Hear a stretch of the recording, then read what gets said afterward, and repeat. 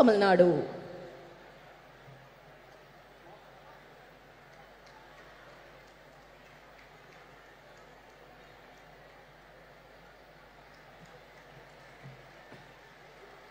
மாண்புமிகு தமிழ்நாடு முதலமைச்சர் அவர்கள் திருமிகு சுப்ரியா சுலே அவர்களுக்கு நினைவு பரிசு வழங்கி சிறப்பிப்பார்கள். திருமிகு Supriya Sule will be honored by our Honorable Chief Minister of Tamil Nadu.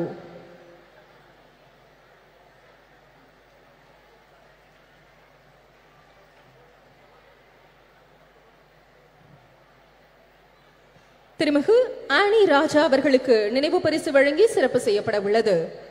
திருமிகு ஆனி ராஜா will be honored by our Honorable Chief Minister of Tamil Nadu.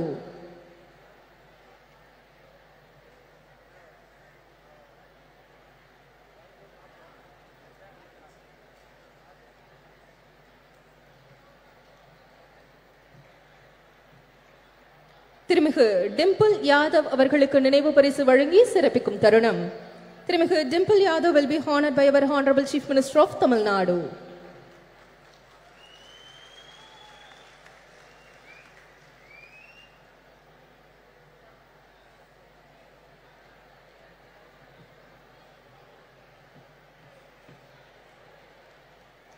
திருமிகு லேஷி சிங் அவர்களுக்கு நினைவு பரிசு வழங்கி சிறப்பிக்கும் தருணம்.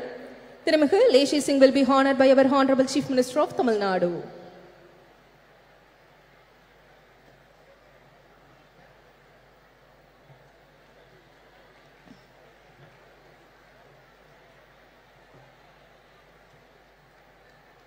திருமிகு சுஷ்மிதா தேவ் அவர்களுக்கு நினைவு பரிசு வழங்கி சிறப்பிக்கும் தருணம். திருமிகு Sushmita Dev will be honored by our Honorable Chief Minister of Tamil Nadu.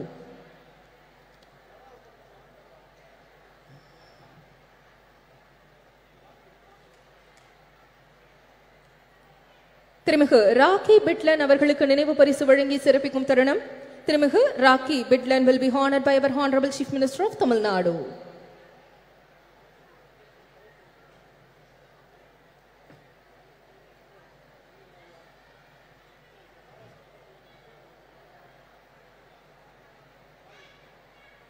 மாண்புமிகு தமிழ்நாடு முதலமைச்சர் அவர்கள் மாண்புமிகு மக்கள் நல்வாழ்வுத்துறை அமைச்சர் அவர்களுக்கு நினைவு பரிசு வழங்கி சிறப்பிப்பார்கள்.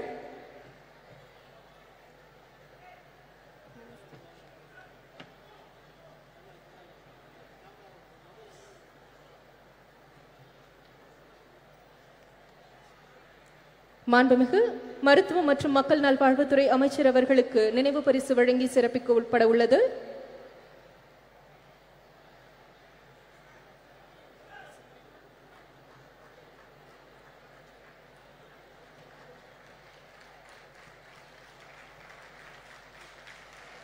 The Honorable Chief Minister of Tamil Nadu honoring Honorable Minister of Health and Family Welfare.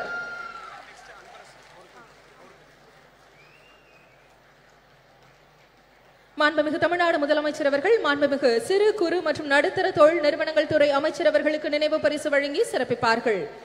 The Honorable Chief Minister of Tamil Nadu will be honoring the Honorable Minister of Micro, Small and Medium Enterprises.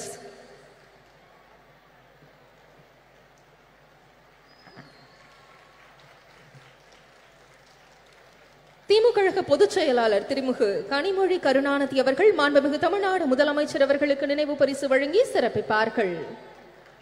DMK Deputy General Secretary திருமிகு Kanimozhi Karunanidhi will be honoring the Honorable Chief Minister of Tamil Nadu.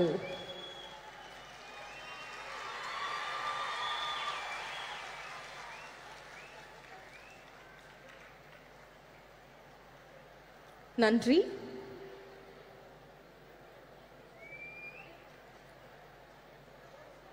குழந்தைகள் நலன் மற்றும் பெண்களின் உரிமைகளை முதன்மையாக கொண்டு பணியாற்றி வரும் டெல்லி சட்டப்பேரவை துணைத் தலைவரும் ஆம் ஆத்மி கட்சியின் தேசிய நிர்வாக குழு உறுப்பினருமான திருமிகு ராக்கி பிட்லன் அவர்களை சிறப்புரையாற்ற அன்புடன் அழைக்கிறோம்.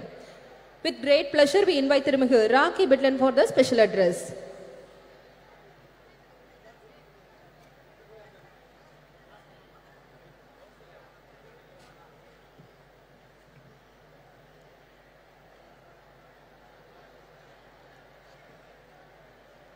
बहुत बहुत धन्यवाद। मंच पर उपस्थित समस्त सम्मानित अतिथिगण, मेरे समक्ष बैठे चेन्नई के तमाम सम्मानित मतदाता, आज के इस कार्यक्रम को आयोजित करने से पहले मैं धन्यवाद देना चाहती हूं तमिलनाडु के मुख्यमंत्री श्री M.K. स्टालिन जी को, DMK की सांसद सुश्री कनिमोझी जी को, जिन्होंने ये कार्यक्रम को आयोजित किया और देश भर से अलग अलग पार्टियों का प्रतिनिधित्व करती हुई आए हुए तमाम सम्मानित अतिथिगण जो मंच पर विराजमान है, मैडम सोनिया जी, आप सबका मैं दिल की गहराइयों से बहुत बहुत धन्यवाद करती हूँ, बहुत बहुत आभार प्रकट करती हूँ। साथियों, आज का कार्यक्रम जो आयोजित किया गया है वो महिलाओं के अधिकारों पर चर्चा करने हेतु इस कार्यक्रम को बुलाया गया, इसका आयोजन किया गया। महिलाएं जो इस देश की आधी आबादी है, महिलाएं जो हमारे समाज का अभिन्न अंग है, महिलाएं जो इस देश की व्यवस्था को सुव्यवस्थित करने के लिए अपना अभूतपूर्व योगदान देती हैं। ऐसी महिलाओं के अधिकारों के ऊपर आज चर्चा करने के लिए हमारी जैसी बहनें, हमारी जैसी बेटियां जो दूर दराज गांव में रहती हैं, उन हजारों हजार महिलाओं के अधिकारों पर चर्चा करने से पहले मैं धन्यवाद देना चाहती हूं, मैं श्रद्धांजलि देना चाहती हूं संविधान निर्माता डॉक्टर भीमराव अंबेडकर जी को, जिन्होंने संविधान का निर्माण करते वक्त अपने संविधान के अंदर देश की आधी आबादी को उनके अधिकार दिए, उनके हक दिए। डॉक्टर भीमराव अंबेडकर जी ने कानून बनाकर महिलाओं को समाज में समानता का अधिकार दिया, महिलाओं को समान शिक्षा और समान वेतन पाने का अधिकार दिया, महिलाओं को चार दीवारी से बाहर निकलकर अपने जीवन को अपने मुताबिक जीने का अधिकार दिया। डॉक्टर भीमराव अंबेडकर संविधान निर्माता ने तो कई दशकों पहले ही हमारे इस देश की आधी आबादी को उसके अधिकार दे दिए थे। ये देश की आधी आबादी संविधान निर्माता डॉक्टर भीमराव अंबेडकर जी का बहुत बहुत धन्यवाद करती है और देश की आधी आबादी की ये महिलाएं जो आज देश के अलग अलग हिस्सों में अपना प्रतिनिधित्व करती हैं। चंद्रयान जैसी देश में जब ऐतिहासिक लॉन्चिंग हुई तो उसके अंदर भी जो महत्वपूर्ण योगदान है वो हमारे भारतवर्ष की बेटियों का रहा है, भारत की महिलाओं का रहा है। ये देश की आधी आबादी है जिसने हमारे देश की तरक्की में, उसको आगे बढ़ाने में, चाहे गांव हो, देहात हो, छोटे से छोटा कस्बा हो, घर पे रहकर गृहिणी के रूप में या फिर किसी कामकाजी महिला के रूप में देश को अग्रसर करने के लिए अपनी महत्वपूर्ण योगदान और अपना महत्वपूर्ण भूमिका दी है। डॉक्टर भीमराव अंबेडकर जी का संविधान जहां महिलाओं को अपनी प्रतिभा के अनुसार अपना प्रतिभा का प्रदर्शन करने का मौका मिलता है, और अगर मैं अपनी बात करूं तो डॉक्टर भीमराव अंबेडकर जी के आशीर्वाद से ही मैं उस माँ की बेटी हूं जो दिल्ली के एक सरकारी स्कूल में सफाई कर्मचारी है। लेकिन डॉक्टर भीमराव अंबेडकर जी की वजह से, भारत देश के लोकतंत्र की खूबसूरती की वजह से और आम आदमी पार्टी के राष्ट्रीय संयोजक अरविंद केजरीवाल जी के आशीर्वाद की वजह से आज ये दिल्ली की बेटी अपनी पार्टी का और अपनी सरकार का प्रतिनिधित्व आप लोगों के समक्ष कर रही है। ये देश के लोकतंत्र की ही खूबसूरती है। लेकिन जहां हम देश के संविधान लोकतंत्र की बात करते हैं, महिलाओं के हक और अधिकारों की बात करते हैं, सिर्फ वो संविधान के अंदर लिखे तो गए हैं, लेकिन दुर्भाग्यवश आज भी हमारी एक बड़े तबके की महिलाएं अपने अधिकारों से वंचित है। आज भी उनको उनके अधिकार नहीं मिल रहे हैं। देश की महिलाएं 21वीं सदी के अंदर, आजादी के 75 सालों के अंदर पूरे देश में शिक्षा जो पाती हैं पुरुषों के मुकाबले वो महज 65% है, जो कि बेहद चिंता का विषय है, बेहद सोच का विषय है। पूरे देश में अगर हम कामकाजी महिलाओं की बात करें, जो कि रिकॉर्ड पर मेंटेन होता है, उस काम की बात करें तो उस काम को करने वाली कामकाजी महिलाओं की भी संख्या आज 75 साल पूरे होने के बावजूद भी महज 25 से 27% रह जाती है। भारतीय राजनीति की बात करें, मंच पर बहुत मुझसे भी ज्यादा प्रसिद्ध, मुझसे भी ज्यादा लोकप्रिय, मुझसे भी ज्यादा ताकतवर और जिम्मेदार महिलाएं विराजमान हैं और मैं इनके समक्ष इस बात को रख रही हूं और ये मेरी बात से सहमति भी जताएंगी कि राजनीति के अंदर महिलाओं का जो प्रतिनिधित्व है वो भारत के लोकतंत्र के लिए, हमारे देश की महिलाओं के लिए बेहद सोच का विषय है। महज 15 से लेकर 17% महिलाएं हमारी भारतीय राजनीति के अंदर अपना प्रतिनिधित्व देती हैं। आज महिलाओं का एक बड़ा तबका, या यूं कहें 30 से लेकर 35% की हमारी जो महिलाएं हैं, अपनी सही स्वास्थ्य की जानकारी ना होने की वजह से काफी गंभीर रोगों से जो है ग्रसित है, जो कि आज एक चिंता का विषय है। कितने संख्या के अंदर गर्भवती महिलाएं जब अपना प्रसव के दौरान अस्पतालों में जाती है, सही स्वास्थ्य की जानकारी ना होने की वजह से उनकी मृत्यु हो जाती है। तो ये बेहद दुख का विषय है कि आज हम लोग आजादी के 75 साल मना रहे हैं, आजादी का अमृत काल मना रहे हैं, उसके उलट जो इस देश का अभिन्न अंग है, जो इस देश की जनसंख्या का 50% है, उसके भी आज हम स्वास्थ्य की चिंता, उसके शिक्षा की चिंता, उसकी सुरक्षा की चिंता, उसके रोजगार की चिंता के ऊपर आज इतना बड़ा सम्मेलन कर रहे हैं। इसके उलट अगर देखें, पिछले 75 सालों के अंदर आजादी में के बाद भी संविधान में अपने अधिकारों को प्राप्त करने के बावजूद भी आज महिलाओं के लिए क्या बढ़ रहा है? महिलाओं के लिए क्राइम दिन प्रतिदिन बढ़ रहा है। दूर दराज में रहने वाली कोई बेटी हो या शहर के बीचों बीच रहने वाली कोई बुजुर्ग महिला हो, हर वक्त 24 घंटे हर पहर वो असुरक्षा के भाव में जीती है। चाहे वो कोई कस्बा हो, चाहे गांव हो, देश की राजधानी हो, किसी शहर की, प्रदेश की राजधानी हो, आज हमारी बहन बेटियों के अंदर, आज हमारी महिलाओं के अंदर असुरक्षा का भाव हर वक्त उनके दिमाग में रहता है। इसके साथ साथ अशिक्षा का जो माहौल है, अशिक्षा का जो आंकड़ा है, वो जैसे जैसे आजादी का हमारा देश का समय बढ़ता जा रहा है, महिलाओं की अशिक्षा का आंकड़ा उतनी तेजी से बढ़ता जा रहा है। इसके साथ साथ घरेलू हिंसा हो, अत्याचार हो, महिलाओं की आवाज को दबाने वाले जो है अपराध हो, नित दिन उनका ग्राफ बढ़ता जा रहा है, जो कि बेहद दुर्भाग्यपूर्ण है। संविधान के अंदर तो, सरकारों के अंदर तो हम लोगों ने सिर्फ कागजों के ऊपर अपनी बेटियों को, अपनी महिलाओं को, अपनी बहनों को हक और अधिकार दिए हैं, लेकिन वास्तव में आज जरूरत है उन हक को, उन अधिकारों को जमीन पर उतारकर उनकी झोली में डालने का, उनको लाभ पहुंचाने का।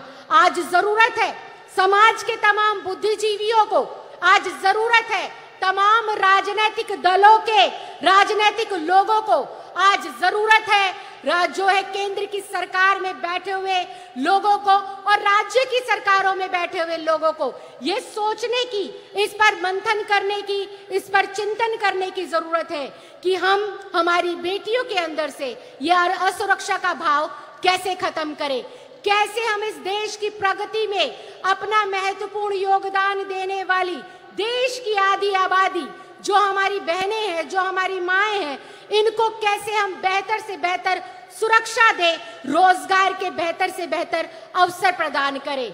आज राजनीति के अंदर जितनी महिलाओं की जरूरत है, उससे कहीं ज्यादा मुझे लगता है कि उन महिलाओं की जरूरत है जो गलियों में, कस्बों में, गली में, मोहल्लों में जाकर महिलाओं को उनके हक के लिए जागने का काम करे, उनको जागरूक बनाने का काम करे और आगे बढ़ाने का काम करे।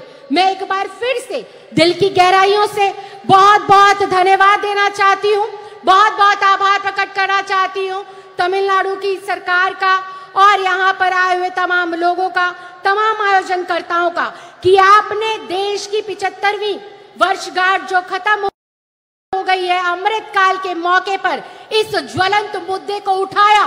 देश की जरूरत है आज महिलाओं को सशक्तिकरण देने की, देश की जरूरत है आज महिलाओं को उनके अधिकार देने की, और देश को आज जरूरत है आखिरी पंक्ति में खड़ी हुई महिला को शिक्षित करने की, रोजगार देने की। आपने मुझे बोलने का मौका दिया, इसके लिए मैं बहुत बहुत धन्यवाद देती हूं, बहुत बहुत आभार प्रकट करती हूं। जय हिंद, जय Bharat. Thank you, ma'am, for your special address. பெண்ணுரிமைக்கு தொடர்ந்து குரல் கொடுத்து வருபவரும் திரிணாமுல் காங்கிரஸ் கட்சியின் தேசிய செய்தி தொடர்பாளருமான திருமிகு சுஷ்மிதா தேவ் அவர்களை சிறப்புரையாற்ற அன்புடன் அழைக்கிறோம். It is our privilege and honor to invite திருமிகு Sushmita Dev, national spokesperson for the Trinamool Congress, well known for her unwavering dedication to championing women's rights, to deliver the special address.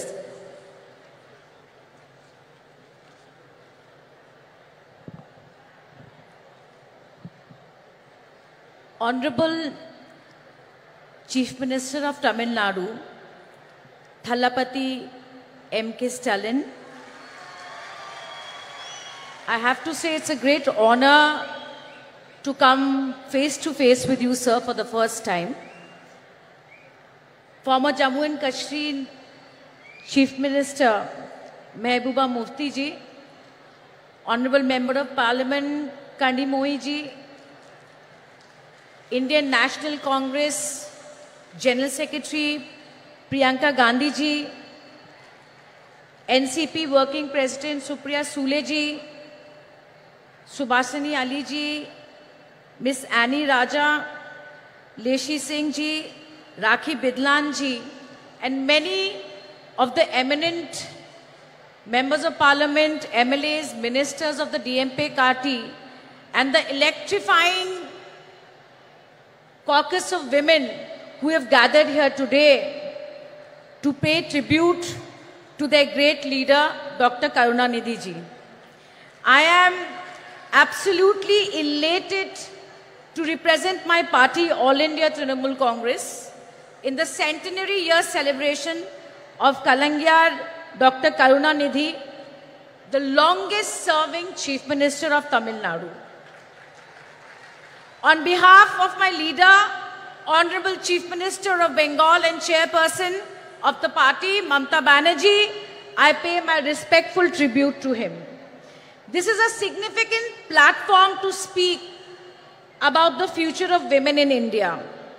The esteemed speakers here on stage and everybody attending this discussion today will agree that Dr. Karunanidhi has a legacy of work driven towards social justice and equality of all. His initiatives were path-breaking, not just for women, but I have to say, for the third gender. He set a new precedent in Tamil Nadu by starting a welfare board for them. Till today, he is remembered for giving equal right to women to ancestral property for the first time in India. And last but not the least, a jobs quota, a government jobs quota was given by Karunanidhi ji in Tamil Nadu.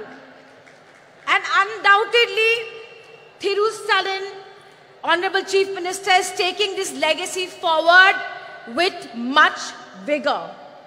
I would like to tell the Chief Minister that I Googled and I could not finish counting the number of welfare policies Thiru Stalin has done for the women of Tamil Nadu. The backdrop of this meeting is all of us have come together, look to assess and look at the future of women in India. And what is the backdrop? The backdrop is the recently passed Women's Reservation Bill in the month of September. Historically, if we look at the debates of the Constituent Assembly, we will see that the women members of the constituency were in two minds whether there should be reservation or not. But they believed that political segregation was not the way and it would amount to dilution of equality. But my friends, that we all have to agree that in the last 72 years of electoral and party politics, the trend of women's participation in our great country is rather dismal. Therefore, started the churning for affirmative action. Why affirmative action? Because after independence, despite the role the women of India had played in the independence war and thereafter, we could not rid our societies of gender roles and patriarchy. Women have proved their ability to compete, and if I may say so, they have done but better than men in many aspects. Yet, their economic and political participation is dwindling. I am pained to say that we all today cannot keep repeating that what are the causes, what are the reasons why women of India are behind. But I think we all have to be instrumental in changing this. And may I say that no affirmative action alone can succeed. No affirmative action alone can succeed. I strongly believe that every single political party is a gateway to politics for women of India. The All India Trinamool Congress and my leader, Mamta Banerjee, implemented women's reservation during the 2019 parliamentary elections. She gave 41% nominations to women. And let me tell you, it was not an easy election for her. The 17 women who got tickets, I am proud to say that the 9 of them today are sitting in the Lok Sabha. Now, every 1 in 3 women in the Lok Sabha are from the Trinamool Congress. As the only woman chief minister of the country today, her own story, even her critics would admit, is one of resilience and grit. She faced every imaginable challenge, right from physical violence to patriarchy and even poverty, but stood tall through it. Once she succeeded, she used her party's capacity and her popularity to walk the talk and bring women to the forefront. Friends, compare Mr. Narendra Modi, the Prime Minister of India. His Beti Bachao and Beti Padhao campaign is nothing but an advertising and PR excess for Prime Minister Modi. I am sad to say that Nirbhaya shook the nation, but the funds remains unutilized. I am happy that women got the Ujjwala scheme, but the majority have rejected it. BJP, with an absolute majority, has delayed the reservation bill and given us a bill which is shackled in preconditions. It is preconditioned on a fresh census and a delimitation process. I hear on television people saying that women's reservation will be implemented in 2034. But let me tell you today that there is absolutely no guarantee that even if everything goes well, women's reservation will not come into effect till 2037. Not till 2037. The last time the Delimitation Commission was set up, it took 6 years to give a report. 6 years. Therefore, my friends, BJP is infamous for tokenism. Today, when the women's reservation bill was being debated in the parliament, we should be ashamed. We should be ashamed that the BJP MP accused of molesting our wrestlers was sitting in the parliament. Today, while women were being paraded naked in Manipur, raped and children orphaned, today the Prime Minister's conscience were not shaken. But like I said, how do we do it differently? And the only thing that I can think of is where women have voted in greater numbers, why should they remain at a minimum of a bare number of 9% in the Lok Sabha? If we want to change this, I feel that there has to be political will. I hope that you will agree with me that it is everyone's duty, every political party's duty to demolish the systemic and systematic discrimination and marginalization of women within parties has to stop. It must stop. We have to show the political will to have women in more substantive positions. But last but not the least, and I'm about to end my speech, that we have to recognize that to bring women to the forefront of politics, we need progressive male leaders like Dr. Karunanidhi. We need progressive male leaders like Shri Rajiv Gandhi ji, who gave the Panchayati Raj reservation. We need social activists like Raja Ram Mohan Nai, who stopped sati. I have absolutely no doubt in my mind that India parties will come to power in 2024 and oust this regressive and anti-woman regime that is ruling the country and convert and turn this Women's Reservation Act into the greatest enabler in the history of this country for women amendment. I end my speech by quoting the only woman Prime Minister in this country, Indira Gandhi ji. There are two kinds of people, those who do the work and those who take the credit. While Prime Minister Modi takes credit for travesty of a law in the name of reservation, let us who are sitting here do the real work towards greater political representation women. With these words, I once again thank the DMK party. I thank the women wings of the DMK party and your patience for listening to me. Jai Hind. Thank you very much. Thank you, ma'am. Bihar மாநிலத்தின் உணவு மற்றும் நுகர்வோர் பாதுகாப்புத்துறை அமைச்சரும் ஐக்கிய ஜனதா தளம் கட்சியின் தேசிய நிர்வாக குழு உறுப்பினருமான திருமிகு லேஷி சிங் அவர்களை சிறப்புரையாற்ற அன்புடன் அழைக்கிறோம். We request திருமிகு லேஷி Singh, the Minister for Food and Consumer Protection of Bihar State.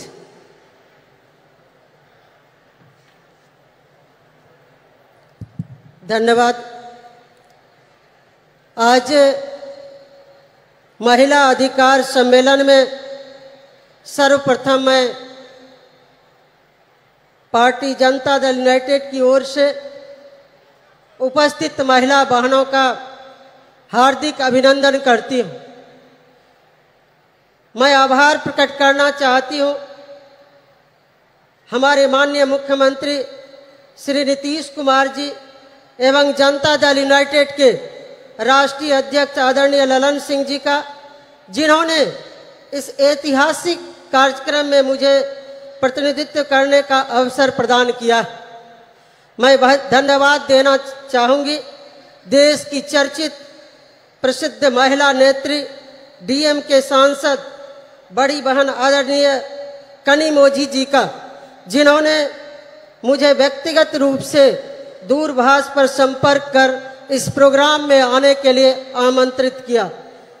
मैं जनता दल यूनाइटेड की ओर से इस कार्यक्रम में उपस्थित इस लोकप्रिय मुख्यमंत्री आदरणीय एमके स्टालिन जी, कांग्रेस की राष्ट्रीय महासचिव एवं देश की महिला बहनों की प्रेरणा स्रोत आदरणीय बहन प्रियंका गांधी जी, जम्मू कश्मीर की पूर्व मुख्यमंत्री एवं पीडीपी पार्टी की अध्यक्ष महबूबा मुफ्ती जी, देश की प्रसिद्ध वरिष्ठ सांसद एवं एनसीपी पार्टी की कार्यकारी अध्यक्ष बहन सुप्रिया सूले जी, समाजवादी पार्टी की नेता एवं माननीय सांसद बहन डिम्पल यादव जी, पूर्व सांसद एवं सीपीआई-एम पार्टी की पोलित ब्यूरो सदस्य बहन सुभाषिनी अली जी, पूर्व सांसद एवं ऑल इंडिया तृणमूल कांग्रेस की राष्ट्रीय प्रवक्ता बहन सुष्मिता देव जी, सीपीआई की राष्ट्रीय कार्यकारिणी की सदस्य एनएफआईडब्ल्यू की राष्ट्रीय महासचिव बड़ी बहन एनी राजा जी, दिल्ली विधानसभा की माननीय उपाध्यक्ष एवं आम आदमी पार्टी की राष्ट्रीय कार्यकारिणी की सदस्य बहन राखी बिरला जी का मैं अभिनंदन करती हूँ। बहनों, कहा जाता है कि यत्र नारी पूज्यन्ते तत्र देवता, यानी जहाँ नारी की पूजा होती है वहाँ देवता का वास होता है। हम नारी सर्वशक्तिमान हैं। नारी के बिना संसार में मानव जाति की सृजन की कल्पना नहीं की जा सकती है। इसी शक्ति को सम्मान देने के लिए हमारे बिहार में माननीय मुख्यमंत्री श्री नीतीश कुमार जी ने सत्ता संभालते ही 2006 से पंचायती राज संस्थानों में एवं 2007 से नगर निकाय के निर्वाचन में महिलाओं के लिए 50% आरक्षण दिया जा रहा है। वहीं प्राथमिक शिक्षक नियोजन में 50% आरक्षण महिलाओं के लिए सुरक्षित है। राज्य में पहली बार पुलिस महिला बटालियन का गठन किया गया है। राज्य के सभी 40 पुलिस जिलों एवं 4 रेल पुलिस जिलों में एक महिला थाना की स्थापना किया गया है। राज्य में अनुसूचित जनजाति की महिलाओं के लिए स्वाभिमान बटालियन का गठन किया गया है। वहीं पुलिस बल में सिपाही से अवर निरीक्षक तक के पदों में सीधी नियुक्ति में महिलाओं के लिए 35% आरक्षण की व्यवस्था की गई। सरकारी सेवाओं संवर्गों के सभी स्तर के एवं सभी प्रकार के पदों पर सीधी नियुक्ति में 35% आरक्षण दिया ही जा रहा है। एक उदाहरण मात्र मैं देना चाहूंगी। बिहार राज्य में 1,07,431 पंच के पद पर कुल 63,974 पंच की सीट पर महिला जीतकर आई है। 38 जिला परिषद अध्यक्ष में 29 महिला जिला परिषद अध्यक्ष। वहीं कुल 8,058 मुखिया में कुल 4209 मुखिया पद पर आसीन है। पंचायती राज व्यवस्था में महिलाओं को आरक्षण देने की नेक सोच रखने वाले देश के हमारे भूतपूर्व प्रधानमंत्री स्वर्गीय राजीव जी को भी मैं स्मरण करना चाहूंगी। आज स्वर्गीय राजीव गांधी जी रहते तो महिलाओं को देश की संसद और विधानसभाओं में कब का 1/3 आरक्षण मिल गया होता। हमारे बिहार में नारी सशक्ति के अग्रणी नेता माननीय मुख्यमंत्री श्री नीतीश कुमार जी द्वारा ऐतिहासिक कदम उठाए गए, जिनकी चर्चा करूंगी तो काफी वक्त लग सकता है। मुख्यमंत्री बालिका पोशाक योजना, छात्रवृत्ति योजना, साइकिल योजना, बालिका प्रोत्साहन योजना, बिहार स्टूडेंट क्रेडिट कार्ड योजना, मुख्यमंत्री किशोरी स्वास्थ्य कार्यक्रम आदि चलाकर महिलाओं को अवसर प्रदान किया गया है। मुख्यमंत्री कन्या उत्थान योजना, लक्ष्मीबाई पेंशन योजना, मुख्यमंत्री नारी शक्ति योजना से महिलाओं को काफी लाभ पहुंचा है। जो महिला को कभी अबला कहा जाता था, उसे सबला बनाने के लिए हमारे माननीय मुख्यमंत्री श्री नीतीश कुमार जी प्रयास कर रहे हैं। मुख्यमंत्री महिला उद्यमी योजना चलाया जा रहा है। वहीं महिलाओं को सरकारी नौकरी में तो 35% आरक्षण दिया ही जा रहा है।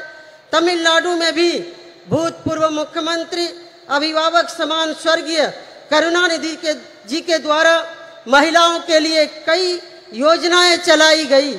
उन्हीं के पद चिन्हों पर चलकर वर्तमान मुख्यमंत्री स्टालिन जी भी महिलाओं को सम्मानित व गौरवान्वित करने का अवसर प्रदान किया है। हम इसके लिए आदरणीय स्टालिन जी का समस्त महिला बहनों की ओर से आभार प्रकट करती हूं और धन्यवाद देती हूं। एक तरफ स्वर्गीय राजीव गांधी जी, स्वर्गीय करुणानिधि जी, माननीय मुख्यमंत्री नीतीश कुमार जी, माननीय मुख्यमंत्री स्टालिन जी, माननीय मैडम सोनिया गांधी जी, जिन्होंने महिलाओं के हित में इतने ऐतिहासिक कदम उठाए हैं, लेकिन उसका ढिंढोरा नहीं पीटा जा रहा है, मार्केटिंग नहीं किया जा रहा है। बस सेवा भाव से महिलाओं को अधिकार प्रदान कर सशक्त करने के लिए काम किया जा रहा है। दूसरी ओर केंद्र की भाजपा सरकार, जिनके नेता नरेंद्र मोदी जी महिलाओं के लिए कुछ नहीं किया, बस योजनाओं को ब्रांडिंग कर अपने चेहरे को बढ़ाने चमकाने का काम किया। अभी हाल ही में महिला आरक्षण बिल को देश की संसद में भाजपा सरकार की ओर से लाया गया। सभी दलों ने मिलकर उसे पारित किया। इससे पहले भी मैडम सोनिया गांधी जी के प्रयास से डॉक्टर मनमोहन जी की सरकार ने प्रयास किया था। इस बिल का नाम नारी शक्ति वंदन अधिनियम रखा गया। बहनों भाइयों, लेकिन ये नारी शक्ति वंदन के बजाय मोदी वंदन बनकर रह गया। इस बिल में कब आरक्षण लागू होगा, कोई समय सीमा नहीं बताया गया। वंचित अति पिछड़े वर्गों का ख्याल नहीं रखा गया है। लेकिन मोदी जी एक जुमला की तरह इस विधेयक पर अपनी पीठ थपथपा रहे हैं। नारी वंदन के बजाय नरेंद्र मोदी महिलाओं से आरती उतरवा रहे हैं, अपना चरण वंदन करवा रहे हैं। उनका इस बिल से कोई लेना देना नहीं है। सिर्फ अपना चेहरा चमकाने के लिए इस तरह का बिल पेश किया गया। माननीय मैडम सोनिया जी, मैं तमाम प्रियंका गांधी जी, तमाम यहाँ पर जितनी भी महिला नेत्री हैं, मैं उनको आश्वस्त करना चाहूँगी, मोदी सरकार देश में आने वाली नहीं है। ये बिल शायद आपके और नीतीश कुमार जी, स्टालिन जी, शरद पवार जी, इंडिया के प्रमुख नेताओं के नेतृत्व में बनने वाली सरकार में ही ये संभव हो पाएगा। हम सभी चाहते हैं देश की महिला आरक्षण बिल में बिहार मॉडल को अपनाया जाए, जिसमें आबादी के हिसाब से 50% आरक्षण महिलाओं को बिल मिल सके, बिल में प्रावधान हो। इस कार्यक्रम के माध्यम से देश की महिला बहनों से कहना चाहूंगी कि हम महिलाएं किसी क्षेत्र में पुरुषों से कम नहीं है। यहाँ तक कि पुरुषों के तुलना में महिलाएं ज़्यादा ईमानदार, कर्तव्यनिष्ठ हैं। आज महिलाएं हर क्षेत्र में अव्वल होती आ रही है। महिला एक घर में जन्म से लेकर दूसरे के घर भी जाकर उसे सुसज्जित संस्कार देने का काम करती है। महिलाएं धरती से लेकर अंतरिक्ष तक पहुंची। महिलाओं को केवल अवसर मिलने की आवश्यकता है। महिलाओं को अवसर मिलने पर महिलाओं ने साबित कर दिया है कि पुरुषों से कई ज़्यादा गुना काबिलियत महिलाओं में है।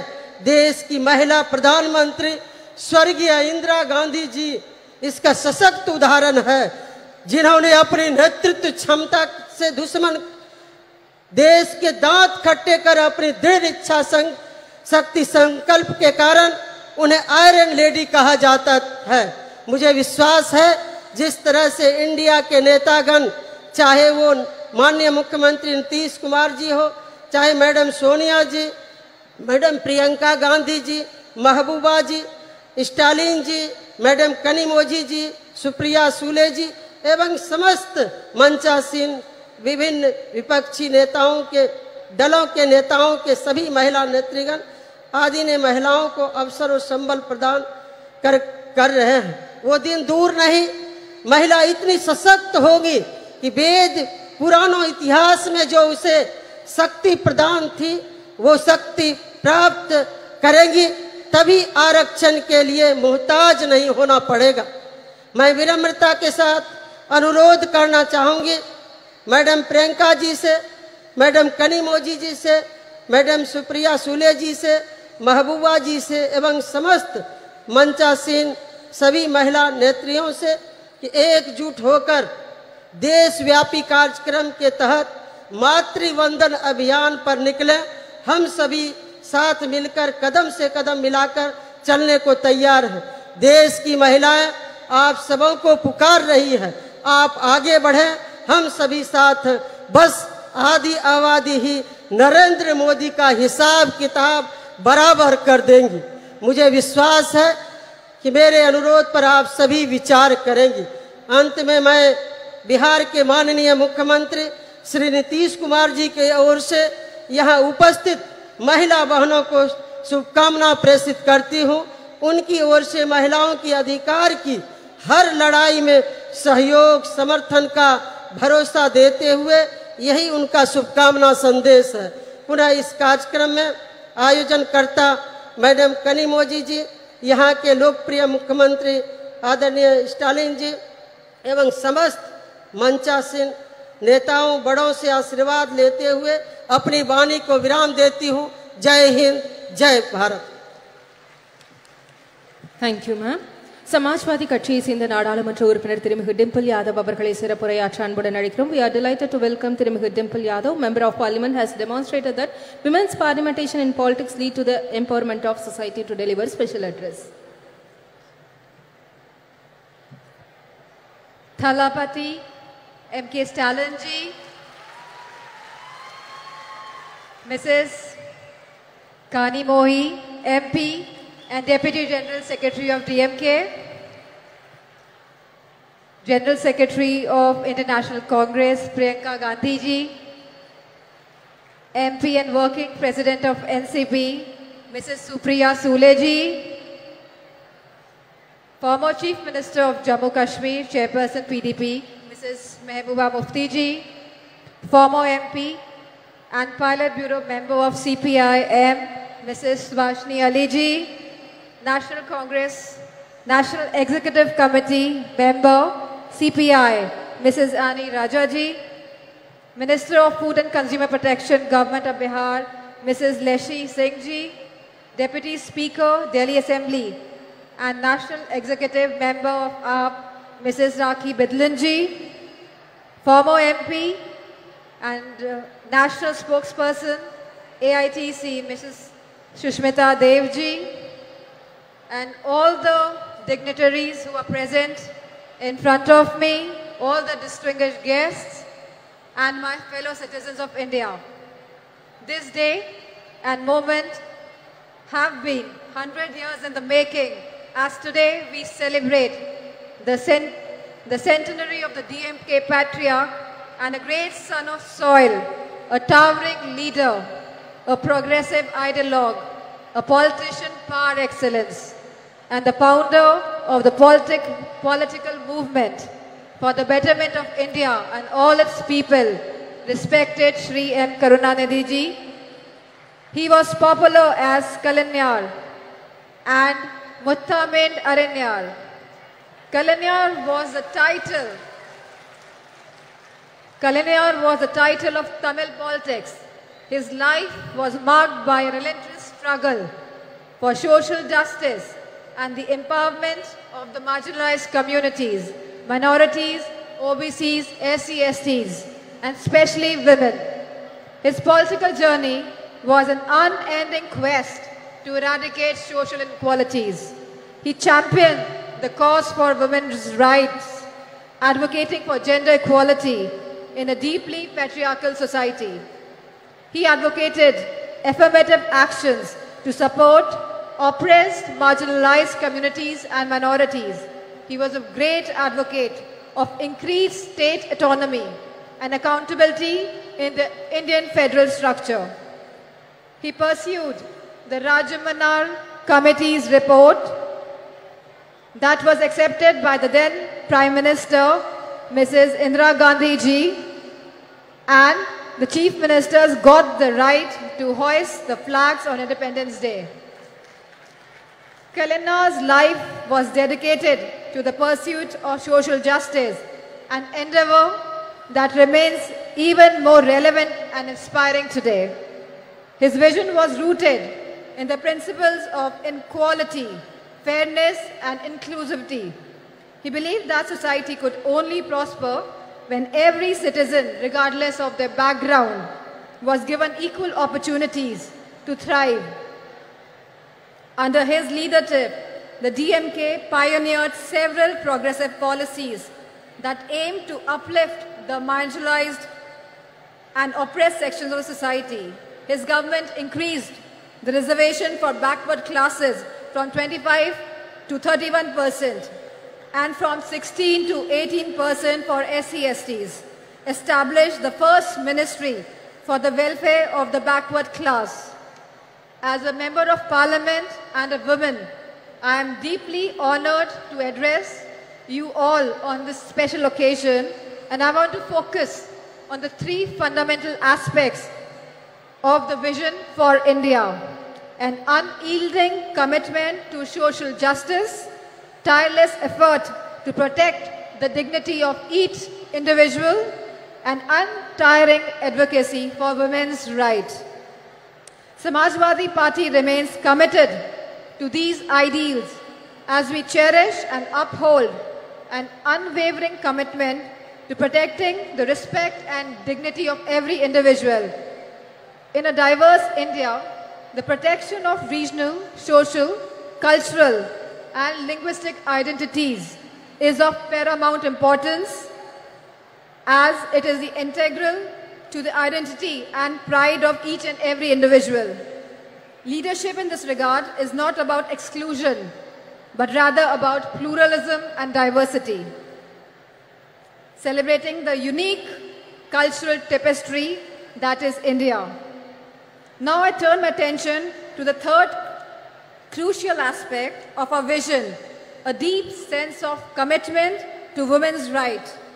We all must be a true feminist today, advocating for gender equality, women's education and upliftment, policies that have always been advocated and implemented by the Samajwadi Party in Uttar Pradesh, found home and expression in Tamil Nadu under Kalainar. He raised girls' marriageable age, provided women one-third reservations in the government jobs, local body elections, property rights, subsidized loans, financial assistance to widows, marriage, intercaste marriages, self-help groups, vocational training programs, free power and gas connections, and rice at ₹1, and many much policies. We must recognize that women's economic empowerment is not only a matter of individual dignity, but also a path towards overall societal and economic progress.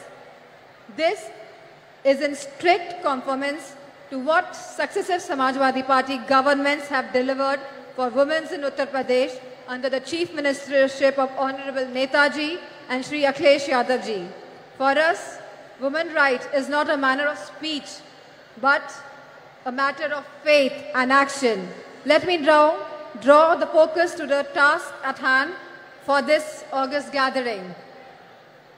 The Magalir Urmai Manadu, being organized today by the DMK Women's Wing, headed by MP Kani Mohi, calls upon the central government, headed by BJP, for immediate action on women's rights issues.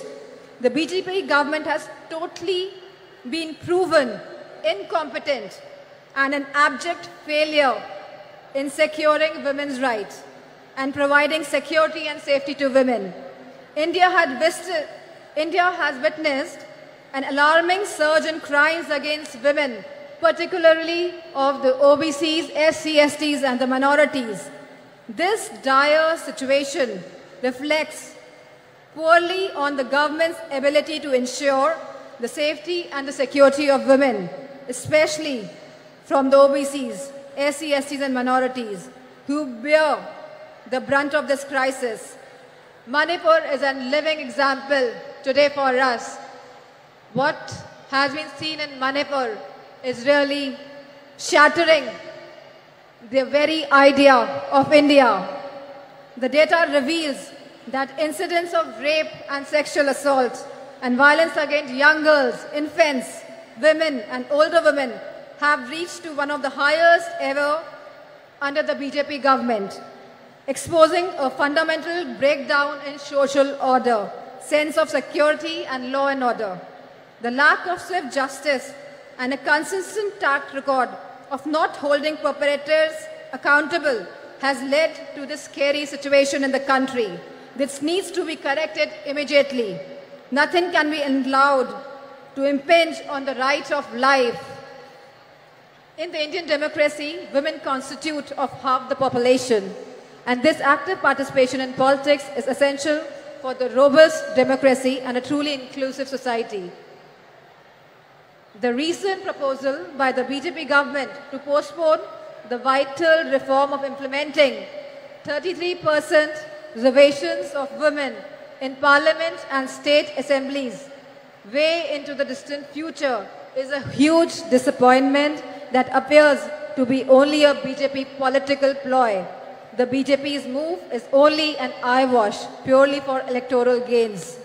Samajwadi Party's argument for providing separate reservations for OBCs, for SC/STs and minorities is a critical, progressive stance that deserves immediate inclusion and consequent implementation. The BJP government's one-size-fits-all will certainly dilute the representation of marginalized communities. The Samajwadi Party's proposition recognizes the unique challenges faced by the women of OBCs, SC/STs and minorities. By providing separate reservation, it ensures that these historically disadvantaged groups have a more equitable chance at political participation. BJP government should be open to this critical improvement offered by the Samajwadi Party. It is essential to recognize that diversity in representation is key to vibrant and dynamic democracy. The Samajwadi Party's argument rightly underscores this crucial point. As Samajwadi Party has consistently advocated for women's safety and their rights. We recognize the importance of safe environment for women as a catalyst for the societal change and economic growth. A safe environment empowers women to participate more actively in the workforce, driving India's progress. In fact, Claudia Golden of Harvard, who won the award Nobel Prize in Economics, argues for increased women labor force participation rate, validating Samajwadi Party's approach and philosophy on this subject. The time for procrastination has passed. We need to break down the barriers that have held women back for so long. Let us build a society where everyone can live with dignity, freedom, and equal opportunities. We at Samajwadi Party, along with the India Coalition, are committed to making this vision a reality, and we urge all the citizens to join us in this essential demand for the coming change. It is an idea whose time has come. Thank you, DMK, for organizing this wonderful congress, this wonderful conference today, and for giving me this opportunity to present my views, my thoughts on behalf of Samajwadi Party. And I thank all the women wing of DMK. Thank you. Jai Hind. Thank you, ma'am. சமத்துவத்தையும் சமூக மாற்றத்தையும் இலக்காக கொண்டு மகளிர் உரிமைகளுக்காக போராடி வரும் இந்திய communist கட்சியின் தேசிய நிர்வாக குழு உறுப்பினரும் இந்திய மாத தேசிய சம்மேளனத்தின் பொதுச் செயலாளருமான திருமிகு ஆனி ராஜா அவர்களை சிறப்புரையாற்ற அன்புடன் அழைக்கிறோம்.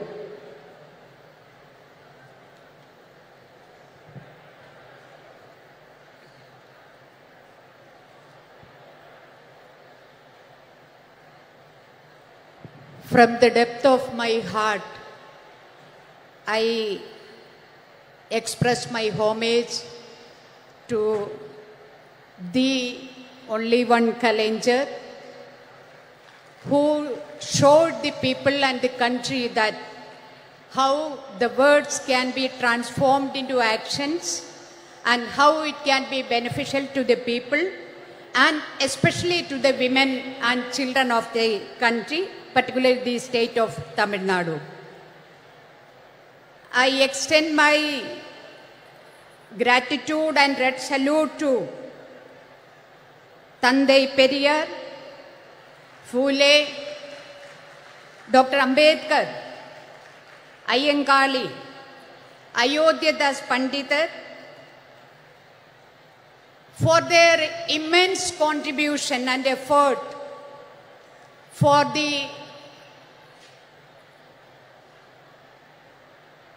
today what we have achieved, and today we are standing before you and the party is organizing a meeting for the women to discuss about their rights. So this is possible because of the efforts of all these great stalwarts who have given their life for gender equality and justice, and my red salute to all of them. Magalir Urumai Manatil Adukana Ella Vidamana Varkum Sayed Ella Helpum Sayed Edacha Korairina Ade Pata Yangalkida Nalla Moria in the Manadu Mudikir the Kage Yangalod Cern in the Mede Amarandirikum in the Tamil Nadu Mudala Mecher Dalapati Avargale.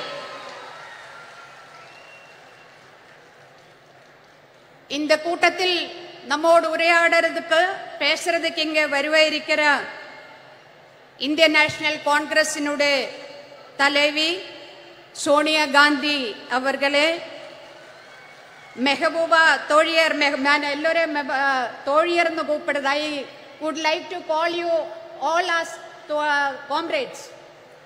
So Torier Mehabuba Mufti ji, Priyanka Gandhi ji, Torier Kanimuri ji, Torier Subhashni ji, Torier Supriya Sule ji, Torier Dimple Yadav ji, Torier Leshi Singh ji, Torier Sushmita De, Torier Rakhi, and Namala Ellora Inge Variga in the welcome Panni Amarandherikira, Torier Helen ji, Ungalakellorkum, Indian Communist Party CPI Ude, India Mother Desiya Sammelanam NFIW Nude, Nanjar and the Vanakateim, what the claim Terrivikere.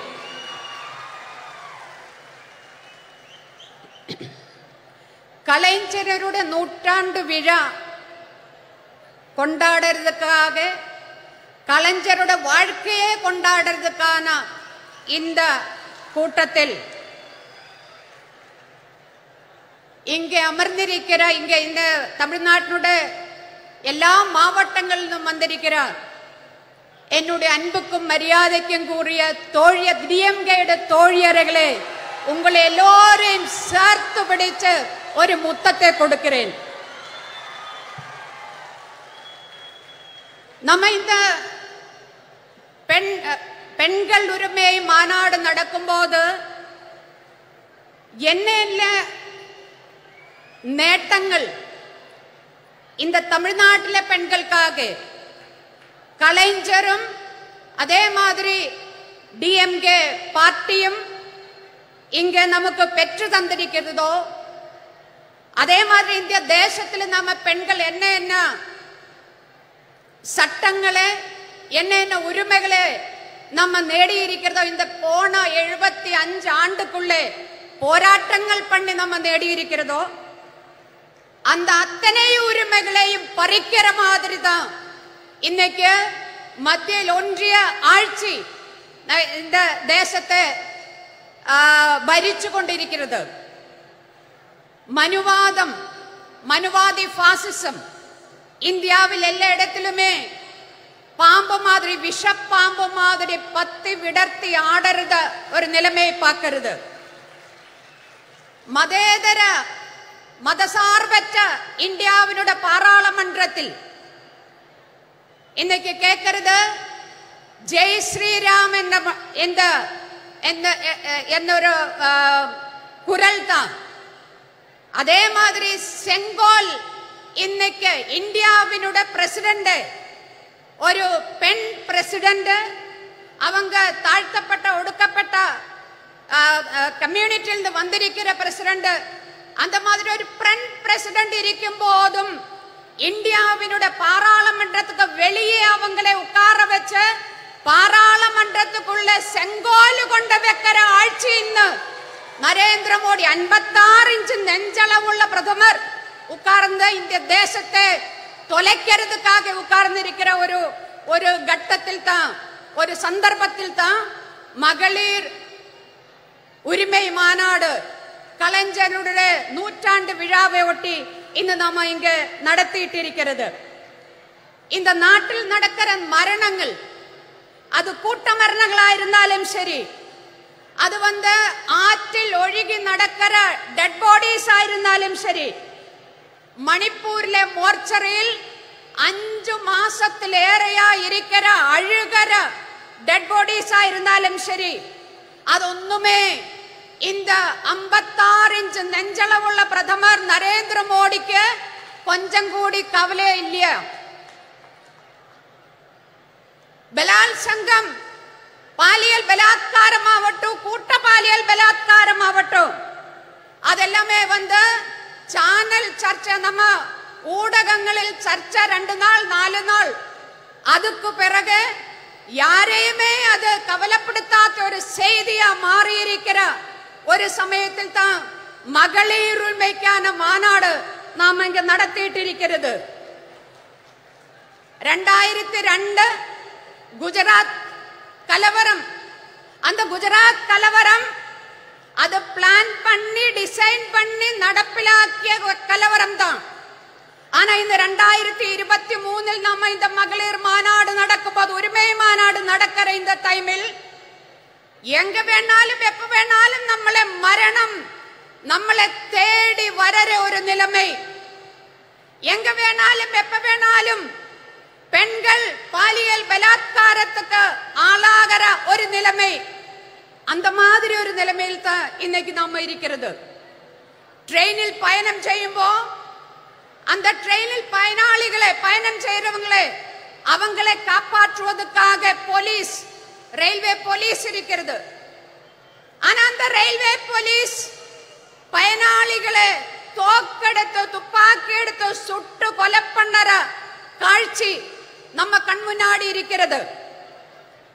அதே மாதிரி ஒரு ஸ்கூலில், பள்ளிக்கூடத்தில் ஒரு teacher உட்கார்ந்த மத்த ஒரு முஸ்லிம் student நிக்க வச்சு மத்த ஸ்டூடெண்ட்ஸோட சொல்றது, நீங்க எல்லாரும் போய் அடிங்கோ அந்த குழந்தைன்னு சொல்லி குழந்தைகள் தயங்குறது. ஆனாலும் அவங்கள ஃபோர்ஸ் பண்ணி அந்த குழந்தைய அடிக்க வைக்கிறது, இதுவும் நம்ம கண் முன்னாடி பார்த்துட்டு இருக்கிறது. ஒரு சிறுமி, 8 வயசான சிறுமி கூட்ட பாலியல் பலாத்காரത്തിന് ഇരയായി அங்கிருந்து தப்பிச்சோடி பல வாதிலும் தட்டி விழிக்கிறது, முட்டறது, என்னை காப்பாற்றுங்கோ. ஆருமே வாதில் துறக்காம அதே அப்படியே ஆட்டி ஓடிக்கிறது, இதுவும் நம்ம கண் முன்னாடி நடக்கிறது. இந்த மாதிரி ஒரு நிலைமையில் ஏன் இது நடக்காம இருக்குவே? 2014 இந்தியில ஒன்றியத்தில் பிஜேபி தலைமையிலான ஆட்சியா வந்ததிலிருந்து, அதுக்கு முன்னாடியே பெண்களுக்கு எதிரான வன்கொடுமைகள் நடந்துட்டு இருந்தது. ஆனா 2014 இருந்து பார்த்தா அதனுடைய நம்பர் அது ரொம்ப அதிகமா போயிட்டு இருக்கிறது. நம்பர் அதிகமா போகிறது மட்டும் கிடையாது, அதனுடைய குரூரதா எவ்வளவு கொடூரமான விதத்தில் அந்த பெண்கள் அந்த மாதிரி பாலியல் பலாத்காரத்துக்கு ஆளாகிறது. இது மட்டுமல்ல, இந்த மாதிரி பாலியல் பலாத்காரத்துக்கு ஆளான அது கேஸுக்கு போனா, கோர்ட்டுக்கு போனா, அங்க குத்தவாளிக்கு தண்டனை கிடைக்குது ரொம்ப ரொம்ப கம்மி. 100 கேஸ் எடுத்தா அதுல 5 கேஸில் கூடி குத்தவாளிய தண்டிக்கிறது கிடையாது. அது மட்டுமா, ரொம்ப ரொம்ப இந்தியாவில் இருக்கிற பெண்கள் இன்னைக்கு போர் முகத்தில் நிற்கிற மாதிரி യുദ്ധ സമാനമായ ഒരു സാഹചര്യത്തിലൂടെ ഇന്ത്യയിലെ സ്ത്രീകൾ കടന്നു പോകുന്നു എന്ന് പറയുന്നതിന് പ്രധാനപ്പെട്ട 2 കാരണങ്ങൾ ഇരിക്കുന്നത്. ഒന്ന്, ഇന്ത്യയിൽ നിറയെ ചട്ടങ്ങൾ ഇരിക്കുന്നത് പെൺകളെ കാപ്പാற்றுവதற்காக. பெண்களோட உரிமையை உறப்பு கொடுக்கிறதுக்காக, பெண்களை எல்லா விதமான கொடூரங்களிலும் காப்பாற்றுவதற்கான சட்டங்கள். அது எந்த சட்டமும் சும்மா ஏதாச்சும் இந்த நரேந்திர மோடி கொண்ட இங்க தந்தது கிடையாது. எங்களுக்கு எல்லாமே இந்தியாவிலே பெண்கள் போராடி அவங்களுடைய டெட் பாடி மேலே, அவங்களுடைய ரத்தத்தின் மேலே நின்னுதான் நிறைய சட்டங்கள் இந்தியாவினுடைய பாராளுமன்றம் பாஸ் ஆக்கியது. என்ன வருது இன்னைக்கு அந்த சட்டங்கள்? அங்கே குஜராத்தில் பில்கிஸ் பானு என்ற பில்கிஸ் பானுவிനെ பற்றி ഞാൻ നിങ്ങളോടെല്ലാം சொல்ல வேண்டிய அவசியம் கிடையாது. பில்கிஸ் பானுவிനെ அவளுடைய குடும்பத்திலே மற்ற பெண்களை கூட்ட பாலியல் பலாத்காரம் பண்ணி அவங்களை கொலை பண்ணிய அந்த கொடும் குற்றவாளிகள் அவங்களில் ஜெயிலில் இருந்தது.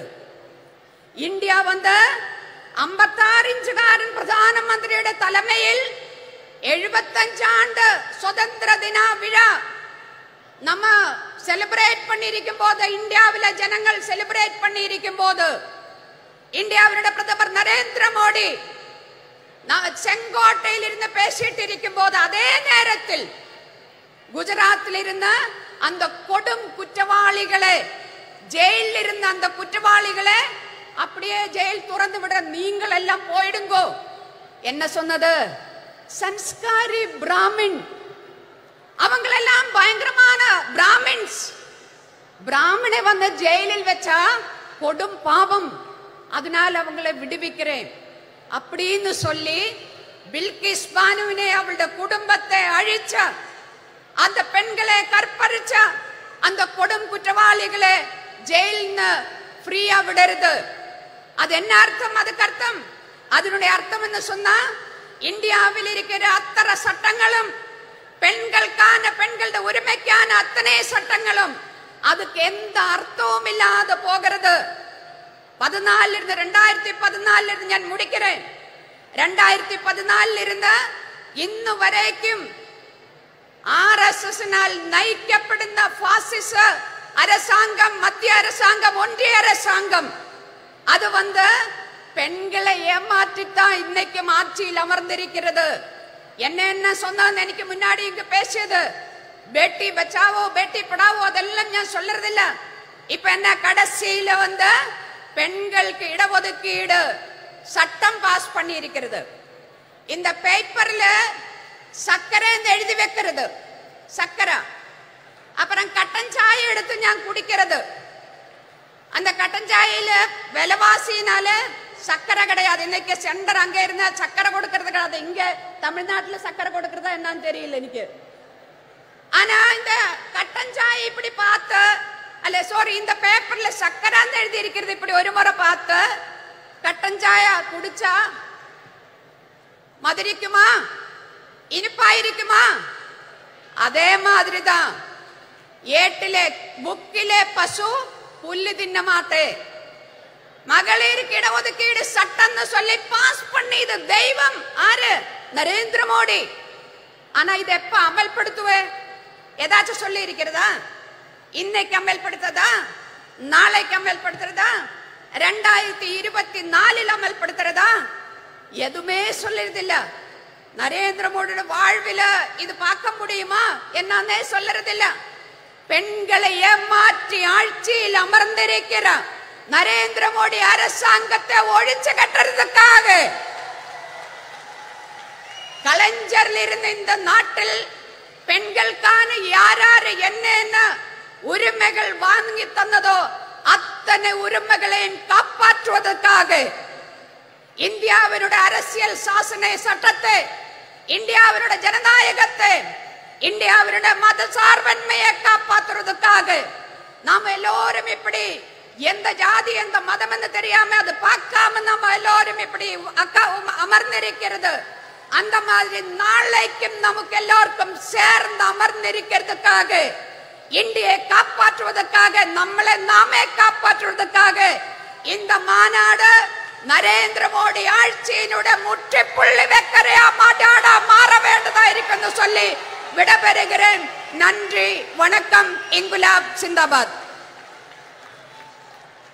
சிறப்புரையாற்றியமைக்கு நன்றி அம்மா. தேர்ந்த அரசியல்வாதியும் ஒப்பற்ற போராளியுமான தேசியவாத காங்கிரஸ் கட்சியின் செயல் தலைவர் நாடாளுமன்ற உறுப்பினர் திருமிகு சுப்ரியா சூலே அவர்களை சிறப்புரையாற்ற அன்புடன் அழைக்கிறோம்.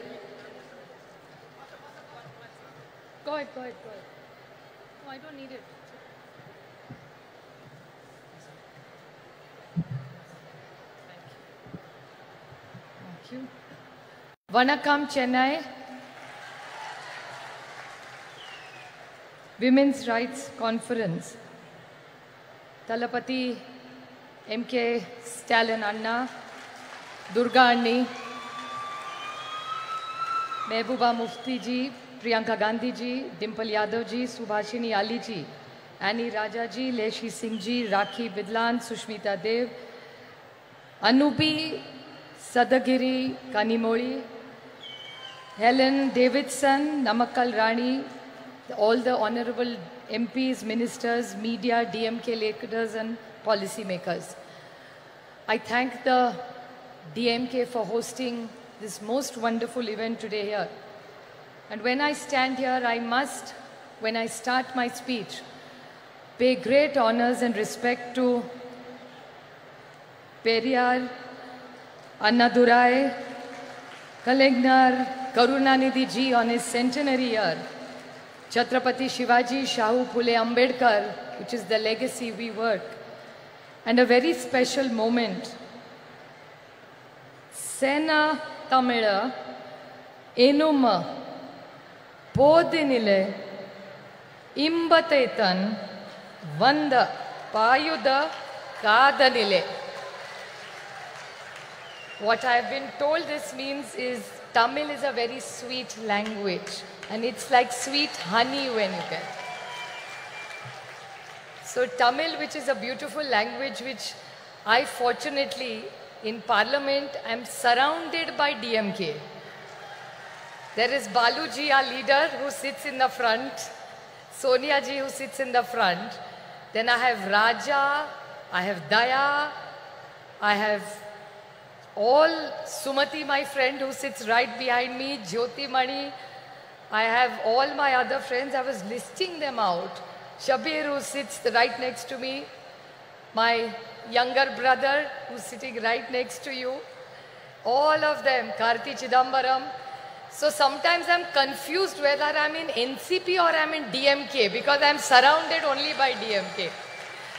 And I'm going to request Stalin Anna that we are fighting for our party and symbol in Maharashtra.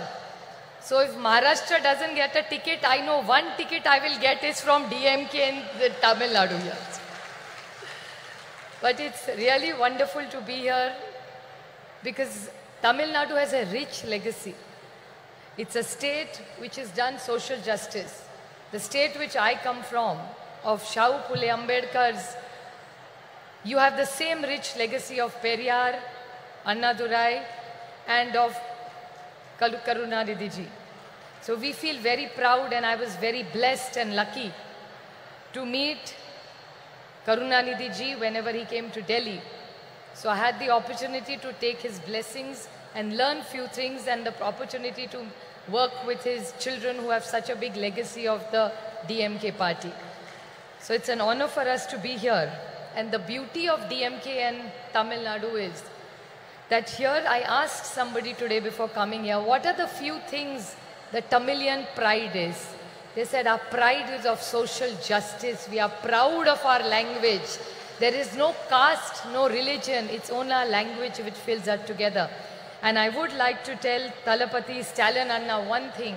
That's one thing that the entire DMK in India's parliament stands for is their proud Tamil legacy that they're proud of. Whatever issues are raised, always Honorable Balaji is always leading, be it the MBBS exam, he's always first leading and fighting with the BJP. He's always fighting, no forcing Hindi on us. We are proud Tamilians, we like our language. Hindi is welcome, English is welcome. But you cannot take the Tamil away from the Tamilians. So I think it's a very proud community with a rich legacy. And there is one most big contribution which you all have done, which Kalinga has done is they have not only taken Tamil language ahead, but even the technical words in schools used were started by Kalinga. So there are technical language. So you have really brought it down to the basics. So you all are really proud of your language. And it's so wonderful to see that there is no caste, no religion. It's only what unites Tamil Nadu is the love for their language. So the way you are proud Tamilians, I am a proud Maharashtrian who has a lot of pride. And right now the way the invasion from Delhi, that I call Adrushya Shakti, means it's an invisible power of Delhi which is attacking the cooperative federalism of this country. The way Tamil Nadu is fighting, so are we fighting in Maharashtra, and unitedly Tamil Nadu and Maharashtra will make sure that nobody will go against our cooperative federalism and take away our rights from us. I would like to quote, Kanimozhi ji has orchestrated this most beautiful evening and a special session for all of us.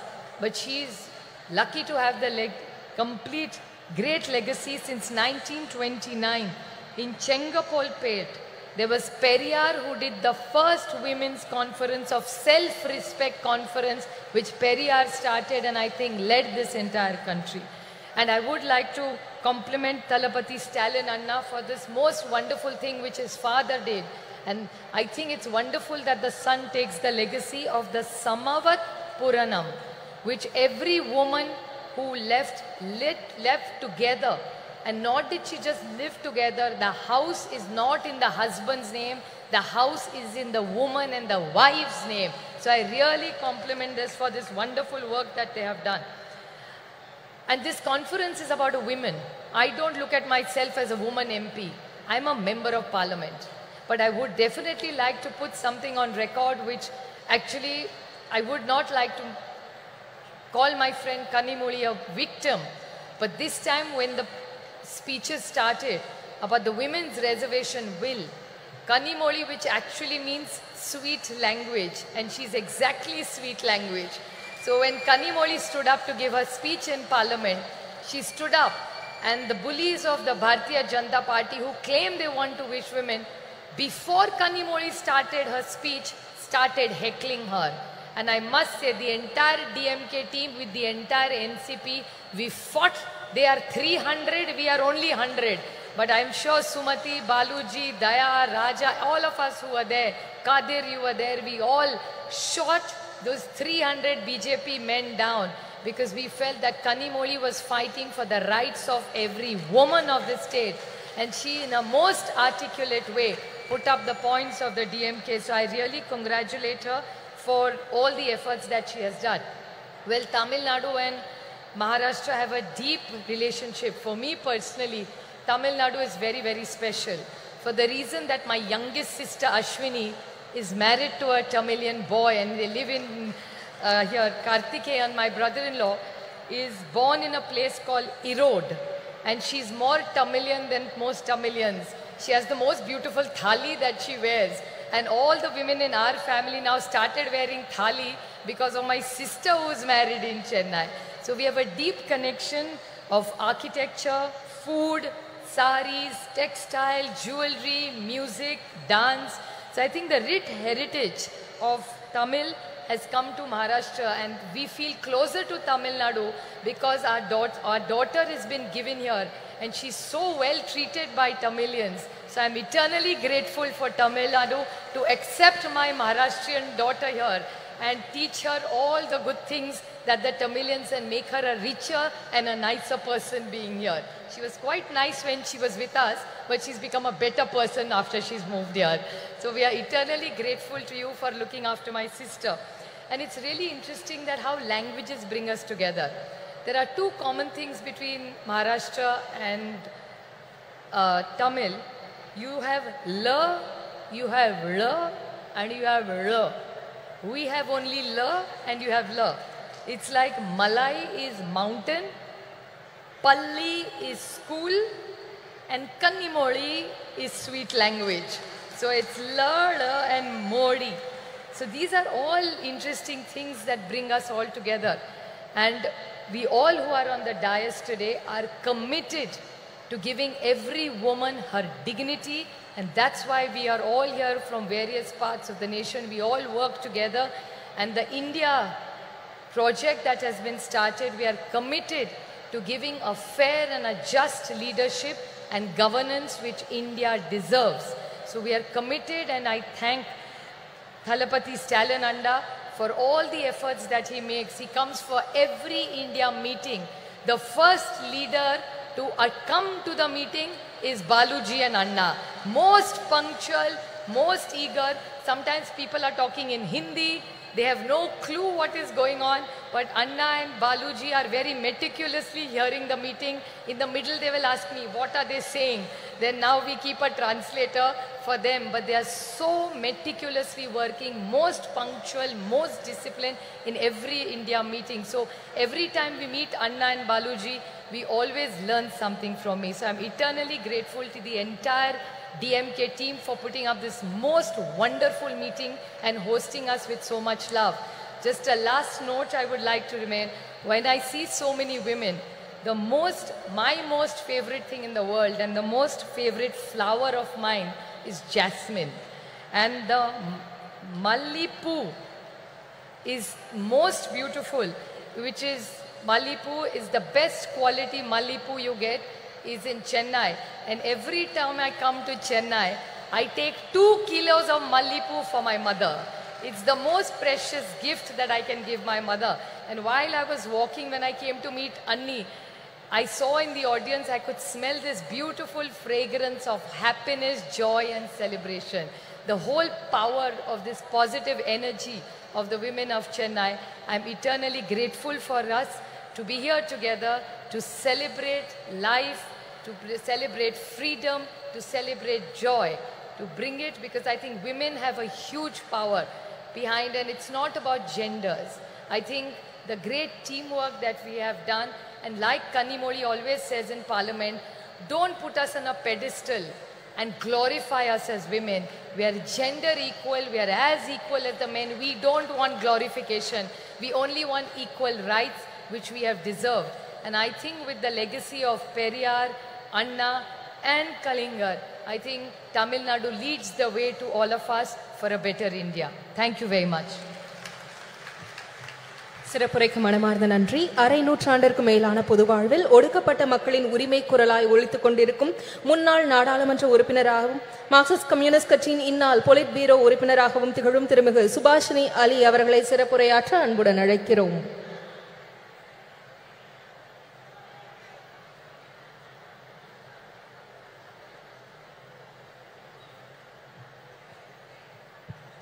Vanakkam. Honorable Chief Minister Stalin Anna and my dear younger sister Kanimori, all the women leaders of India who are on the stage, Mehbooba ji, a woman Chief Minister of Jammu and Kashmir, we should really pay our respects to her, Priyanka ji, Supriya Sule ji, Dimple Yadav, Annie Raja, Leshi Singh, very, very outspoken Rakhi ji, Sushmita Dev ji, Sayogi Sahodadal, all my Annas and all my Akkas, Neriya Akka, Neriya Anna. I am very proud to be here today on a very, very important occasion. Of course, today we are here to remember Kalanyar M. Karunanidhi. But today is a very important day in the history of our country. 14th October is the day that Dr. Baba Saheb Ambedkar, to escape the tyranny of the caste system and Manusmriti, converted to Buddhism. Today is the day of his conversion. So I think that it's a very appropriate occasion for this meeting. Today we are honoring the life and struggles of Sri Karunanidhi, who was a crusader for social and cultural change before he even entered the arena of electoral politics. And even before independence, Tamil Nadu was home to the self-respect movement, to the Justice Party, which in those days challenged the unjust Varnashram Dharma system based on Manusmriti. And Periyar, of course, the great Periyar, was the leader of that movement. But while he spoke about social justice, Periyar never forgot to speak about women. He talked about the slavery of women, and he demanded that women should get equality, not only in property, but also inside the home and inside society also. And that was the struggle started in Tamil Nadu.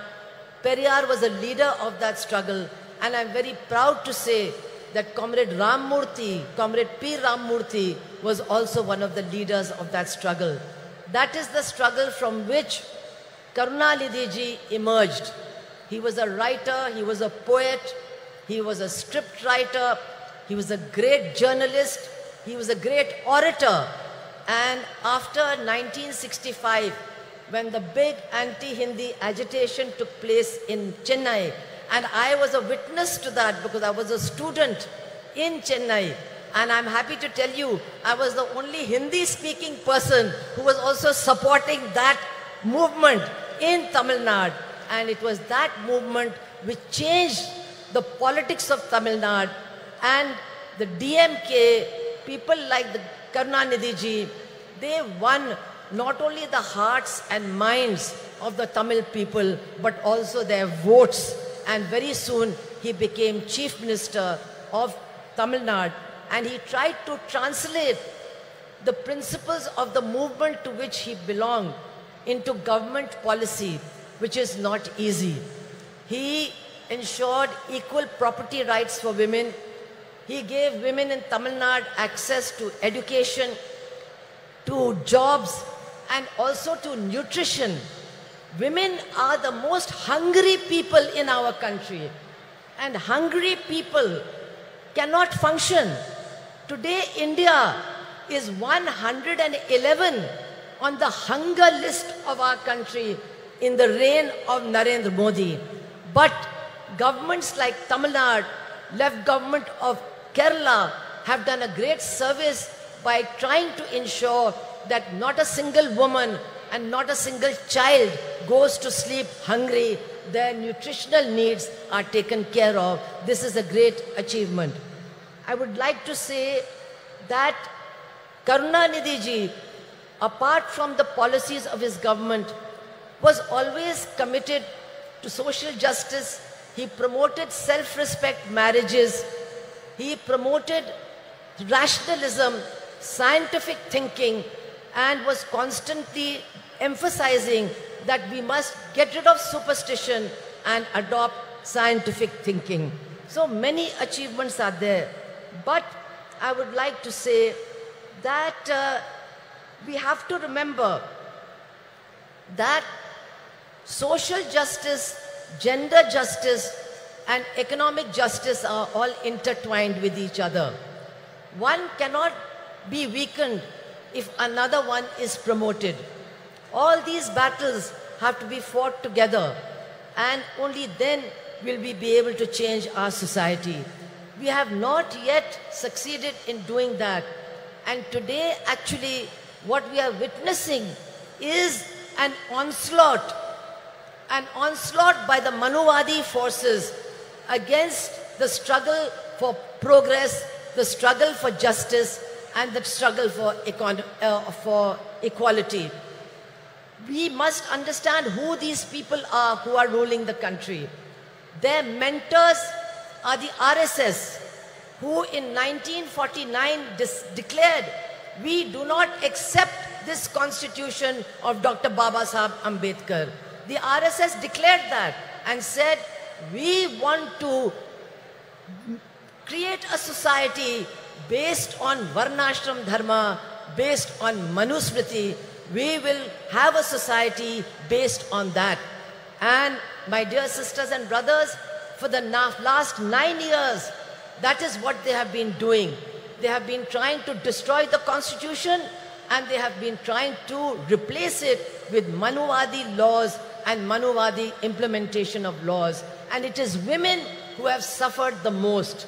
It is women who are facing the worst kind of terror and oppression, especially in BJP-ruled states. What is happening there, I cannot even describe to you. In Uttar Pradesh alone, in 8 months, there have been 2,000 rapes and 2,000 murders. This is a record in India, in the biggest state ruled by the BJP. And they are trying to change many things they have done. But a very dangerous thing that they are doing is they are trying to introduce a Manuvadi system of delivery of justice. What they are doing is that now the punishment will depend on the religion and the caste of the criminal and the religion and the caste of the victim. So that is why we see that on Independence Day, 15th of August, Narendra Modi's state of Gujarat releases mass murderers and mass rapists who have destroyed Balkis Banu's family, who killed her 2 children and raped her mother, raped her sister-in-law, and killed the male members of her family. They were released on the 15th of August last year. We have seen that in Hathras in Uttar Pradesh, a Dalit girl who was gang raped, she was said to be a liar. The chief minister said she was a liar. When she died, her body was taken away by the police and burnt in the middle of the night. And the 4 people who were arrested, 3 of them have been released because they belong to the same caste as the chief minister of Uttar Pradesh, and the judge says there was no rape. We are seeing that a wrestler, the chief of the wrestling federation, who has been accused by the Delhi police of being a continuous sexual offender, he is sitting in that new building of parliament, and the BJP party, the government, is not ready to take any action against him in spite of the struggle of the women wrestlers. We are seeing that after what happened in Manipur, which we have never seen in our country, that women were handed over by the police to a mob. They were stripped, they were gang raped, and our Chief Minister of Manipur and the Prime Minister of India, who are running a double-engine government, they did not have one word to say about the women and their suffering. And now after 5 months, those women are still crying for justice. Nobody is there to listen to them. This is what is happening in our country as far as women are concerned. And now, to try and get the women's votes, what does the BJP do? They pass the Women's Reservation Bill. It is now an act. But how do they pass it? Just like they give free gas cylinders. They give you 3 free gas cylinders, and then they say, now you go and buy one for 1,200 rupees. This is how they implement their policies. So, Women's Reservation Act has come. But when will it be implemented? Nobody knows. Teriyada. Araka teriyada. Nobody knows. When is this Women's Reservation Act going to come? 24? Illa. 29? Illa. After that, no. I want to tell you, brothers and sisters of Tamil Nadu, to get the Women's Reservation Act implemented, you have to throw out this BJP government, otherwise it will never be implemented. And now, I want to say in the end, that change is coming. There is no doubt about it, change is coming. We can feel the winds of change. And once again, not the BJP agenda, but the agenda of social justice, economic justice, gender justice, they are emerging to occupy center stage in this battle against the BJP. And here, the alternative policies of the left front government in Kerala, the strong Dravidian movement of Tamil Nadu, they are giving strength and inspiration to this movement so that we can all combine and defeat the BJP. I would only like to appeal to all my women, sisters over here, all the women over here, that yes, we are struggling for social justice, but we must remember, we must insist that social justice is not complete without gender justice. without justice for women. Social justice cannot be complete without economic justice, without justice for the poor and for the exploited workers and peasants of this country. The whole battle has to be fought together. Only then can we change the face of India. And definitely Karunanidhi ji's memories will inspire us in this struggle. I want to end by saying, many of you remember that Karunanidhi ji was not only a poet and an administrator, he was also a great journalist. How can you forget his fiery articles in Murasoli, which created a storm in the state of Tamil Nadu? He was a great journalist. If he had been alive today, he would be very sad.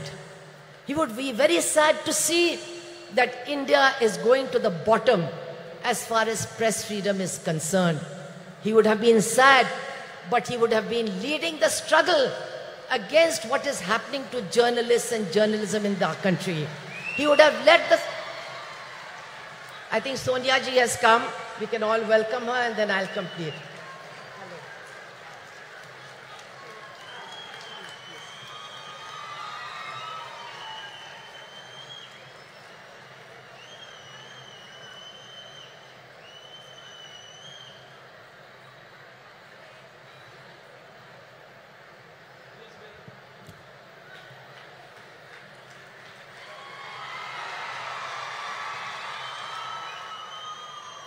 So as I said, I am going to conclude by remembering Karunanidhi ji as a journalist, his articles in Murasoli, and today he would have been very sad to see the lack of freedom of the press, to see the condition of the media, and to see the way in which media persons are being attacked.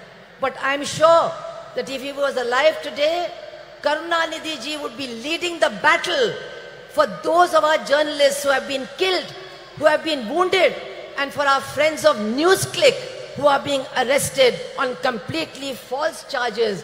Karunanidhi ji would have been leading this battle. And so I would like to end by saying that in our struggles for a different future, for a future of equality and social justice and gender justice, we are certainly getting inspiration from Karunanidhi ji.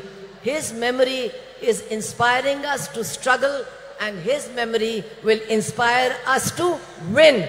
Thank you all very much. Inqilab Zindabad. Thank you, ma'am. மகளிர் உரிமை மாநாட்டிற்கு வருகை தந்துள்ள காங்கிரஸ் மூத்த தலைவர் திருமிகு அன்னை சோனியா காந்தி அவர்களை வருக வருக என உங்களின் பலத்த கரகோஷங்களுடன் மீண்டும் ஒரு முறை அன்புடன் வரவேற்கிறோம். மாண்புமிகு தமிழ்நாடு முதலமைச்சர் அவர்கள் அன்னை சோனியா காந்தி அவர்களுக்கு நினைவு பரிசு வழங்கி சிறப்பிப்பார்கள்.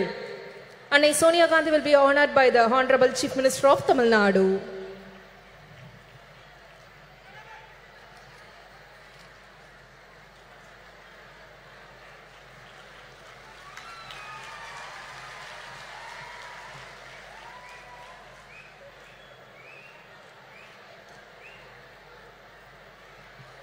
திராவிட இயக்க பாதையில் விளிம்புநிலை மக்களுக்காக சமரசமின்றி பணியாற்றி வரும் திராவிட முன்னேற்ற கழகத்தின் துணை பொதுச் செயலாளர் நாடாளுமன்ற உறுப்பினர் திருமிகு கனிமொழி கருணாநிதி அவர்களை உரையாற்ற அன்புடன் அழைக்கிறோம்.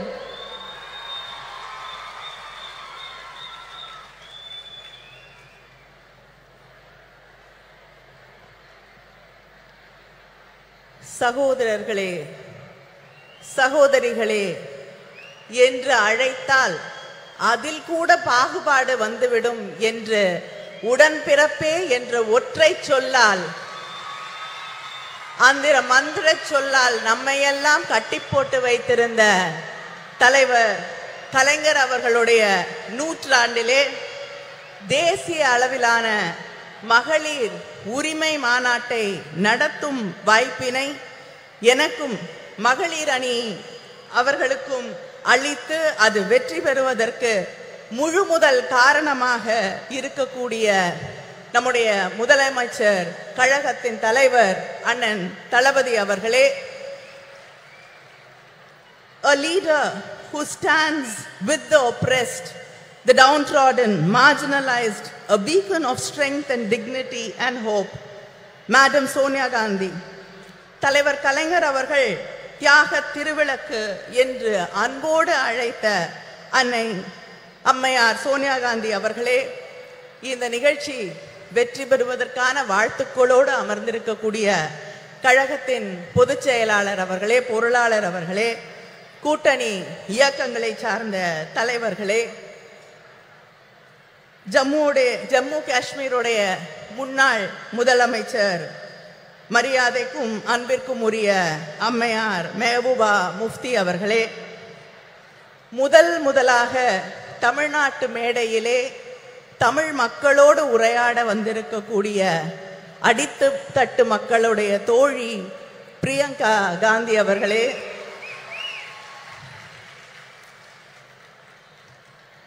my friend and my sister, நாடாளுமன்றத்திலே எல்லோருடைய மரியாதையும் அன்பையும் பெற்றிருக்கக்கூடிய போராளி சுப்ரியா சூலே அவர்களே, சமூக மாற்றம், பொருளாதார நீதி இவற்றுக்காக தன் வாழ்நாளெல்லாம் சுழன்று பணியாற்றக்கூடிய தோழியர் சுபாஷினி அலி அவர்களே, தோழியர் ஆனி ராஜா அவர்களே, சமூக நீதிக்காக தன் வாழ்நாளெல்லாம் பாடுபட்ட முலாயம் சிங் அவர்களுடைய குடும்பத்தைச் சேர்ந்த டிம்பிள் யாதவ் அவர்களே, சாதிவாரி கணக்கெடுப்பில் புரட்சி செய்திருக்கக்கூடிய முதலமைச்சர் நிதிஷ்குமார் அவர்களின் கட்சியின் அமைச்சர் லேஷி சிங் அவர்களே, டெல்லி சட்டமன்றத்தின் துணை சபாநாயகர் ராக்கி பிட்லன் அவர்களே, திரிணாமுல் காங்கிரஸிலிருந்து வந்து ஆணித்தரமாக அழுத்தமாக உரையாற்றி அமர்ந்திருக்கக்கூடிய சுஷ்மிதா தேவ் அவர்களே, மகளிர் அணியுடைய செயலாளர் ஹெலன் டேவிட்சன் அவர்களே, தொண்டரணியின் செயலாளர் நாமக்கல் ராணி அவர்களே, இந்த நிகழ்ச்சியிலே கலந்து கொண்டிருக்கக்கூடிய அமைச்சர் பெருமக்களே, மாவட்ட கழகத்தின் செயலாளர்களே, இந்த கூட்டம் இவ்வளவு வெற்றிகரமாக நடைபெறுவதற்கு அத்தனை உதவிகளையும் செய்து இந்த கூட்ட ஏற்பாடுகளை எல்லாம் முன்னின்று நடத்தி தந்திருக்கக்கூடிய அமைச்சர் மா சுப்பிரமணியம் அவர்களே, அமைச்சர் தாமு அன்பரசன் அவர்களே, இந்த நிகழ்ச்சியிலே லேட்டா வந்தாலும் லேட்டஸ்டா வந்து கலந்து கொண்டிருக்கக்கூடிய இளைஞரணியின் செயலாளர் உதயநிதி அவர்களே, அவர் உள்ளிட்ட அணி செயலாளர்களே, நாடாளுமன்ற உறுப்பினர்களே, சட்டமன்ற உறுப்பினர்களே, திராவிட முன்னேற்ற கழகத்தின் முன்னணி செயல் வீரர்களே, உங்கள் அத்தனை பேருக்கும் என்னுடைய நன்றியை வணக்கத்தை தெரிவித்துக் கொள்கிறேன். ஒரு மெழுகுவர்த்தியை ஏற்றினால் 1000 விளக்குகளை ஏற்ற முடியும். அறிவொளி பெற்ற ஒரு பெண்ணாலும் அத்தகைய ஒளியை உருவாக்க முடியும் என்று சொன்னவர் தலைவர் கலைஞர் அவர்கள். அப்படி அறிவொளி பெற்ற தீபங்களாக இந்த நிகழ்ச்சியிலே கலந்து கொண்டிருக்கக்கூடிய எங்கள் மகளிர் அணியின் சகோதரிகள் அத்தனை பேருக்கும் என்னுடைய வாழ்த்தை, வரவேற்பை, நன்றியை தெரிவித்துக் கொள்கிறேன். மகளிர் மாநாடுகள் என்பது, மகளிர் உரிமை மாநாடுகள் என்பது நம்முடைய திராவிட இயக்கத்திலே 100 ஆண்டு வரலாற்றை கொண்டிருக்கக்கூடிய ஒன்று. தந்தை பெரியார் அவர்கள் நடத்திய மாநாட்டிலே கண்ட கனவுகள் தான் தலைவர் கலைஞரின் ஆட்சி காலத்திலே பெண்களின் கல்வியாக, பொருளாதார முன்னேற்றமாக, வேலை வாய்ப்பாக, அரசு பணிகளிலே வாய்ப்புகளாக மாறி பெண்களுடைய வாழ்க்கையையே மாற்றி காட்டி இருக்கக்கூடிய சாதனைகளாக மிளிர்ந்தது. அதுபோல இந்த சமூகத்திலே பேசக்கூடியவர்கள் எல்லோரும் ஒன்றை குறிப்பிட்டு சொல்லுவார்கள், ஒரு பெண்ணுக்கு ஆண் தான் பாதுகாப்பு. சொல்லுவாங்களா இல்லையா? பெண்களுக்கு ஆண் இருந்தாதான் பாதுகாப்பு என்று. ஆனால் இந்தியாவிலே முதல் முறையாக காவல்துறையிலே பெண்களுக்கு வாய்ப்பளித்து ஆணுக்கும் பெண்ணால் பாதுகாப்பு அளிக்க முடியும் என்பதை நிரூபித்து காட்டிய தலைவர் நம்முடைய தலைவர் கலைஞர் அவர்கள். நம்முடைய தலைவர் கலைஞர் அவர்களின் ஆட்சியின் நீட்சியாக இன்று நம்முடைய அண்ணன் தளபதி அவர்களுடைய அரசு தொடர்ந்து பெண்களுக்கான வாய்ப்புகளை, பெண்களை பேணி காக்கக்கூடிய ஒரு ஆட்சியாக இன்று மிளிர்ந்து கொண்டிருக்கிறது. ஆட்சி பொறுப்பேற்றுக் கொண்ட அதே நாளிலே பெண்களுக்கான இலவச பயணம், பேருந்து பயணத்தை விடியல் பயணமாக அறிவித்து யாரும் பெண் வீட்டை விட்டு வெளியில போக கூடாதுன்னு சொல்ல முடியாத ஒரு நிலையை உருவாக்கி காட்டியவர் நம்முடைய முதலமைச்சர் அவர்கள். அதே போல கல்விக்காக பெண் படிக்க வேண்டும் என்ற ஒரு கனவோடு இருக்கக்கூடிய பெண்ணின் கனவை எதுவுமே சிதைத்து விடக்கூடாது என்பதற்காக நீ எவ்வளவு படித்தாலும் உன்னோடு ஒரு அண்ணனாக தந்தையாக நான் நிற்கிறேன் என்று அவள் படித்து முடிக்கும் வரை 1000 ரூபாய் வழங்கக்கூடிய ஆட்சி திராவிட முன்னேற்ற கழக ஆட்சி, நம்முடைய அண்ணன் தளபதி அவர்களுடைய ஆட்சி. அதே போல வீட்டிலே இருக்கக்கூடிய சகோதரிகளை பத்தி யாராவது கேட்டா வீட்டில் என்ன பண்றாங்கன்னு கேட்டா சொல்லுவாங்க சும்மா இருக்காங்கன்னு. யாராவது சும்மா இருக்கீங்களா? இல்லை. எல்லாரும் எழுந்துக்கிறதுக்கு முன்னாடி எழுந்து அந்த வேலையெல்லாம் நான் சொல்லி முடிச்சேன்னா 10 நிமிஷம் ஆயிரும். பெருக்கி சமைச்சு துணி துவைச்சு என்று ஓடிக்கொண்டே இருந்து எல்லோரும் தூங்கிய பிறகு உறங்க செல்லக்கூடிய உழைப்பின் சிகரங்களாக இருக்கக்கூடிய உங்களுக்காக உங்கள் உழைப்பை நான் மதிக்கிறேன், நான் ஏற்றுக்கொள்கிறேன், கொண்டாடுகிறேன் என்று சொல்லக்கூடிய வகையிலே கலைஞர் உரிமை தொகை உதவித்தொகை இல்லை என்று சொல்லி உரிமை தொகை என்று சொன்னவர் நம்முடைய முதலமைச்சர் அண்ணன் தளபதி அவர்கள். இதுதான் திராவிட மாடல் ஆட்சி. இந்த ஆட்சியிலே தான் இங்கே வந்திருக்கக்கூடிய சகோதரிகளிலே தமிழ்நாட்டிலே 11 பெண் மேயர்கள் இருக்கிறார்கள். இங்க இருக்காங்க 11 பெண் மேயர்கள் இருக்கக்கூடிய மாநிலம் தமிழ்நாடு. இப்படிப்பட்ட வாய்ப்புகளை எல்லாம் உருவாக்கி தந்து கொண்டிருக்கக்கூடியவர்கள் நாம். ஆனால் ஒன்றிய அரசாங்கத்திலே நம்முடைய பிரதமர் இருக்கிறார். நாரி சக்தி, பெண் சக்தி என்று சொல்லி பெருமையாக பேசுவார். அவருடைய உரையாடல்கள் எல்லாம் பெண் சக்தியை, நாரி சக்தியை நாங்கள் கொண்டாடுகிறோம் என்று பொய் புரட்டுகளை எல்லாம் சொல்லிக் கொண்டிருப்பார்கள். இங்கே பேசியவர்கள் எல்லாம் குறிப்பிட்டு சொன்னது போல ஒரு மகளிருக்கான மசோதாவை கொண்டு வந்தார்கள்.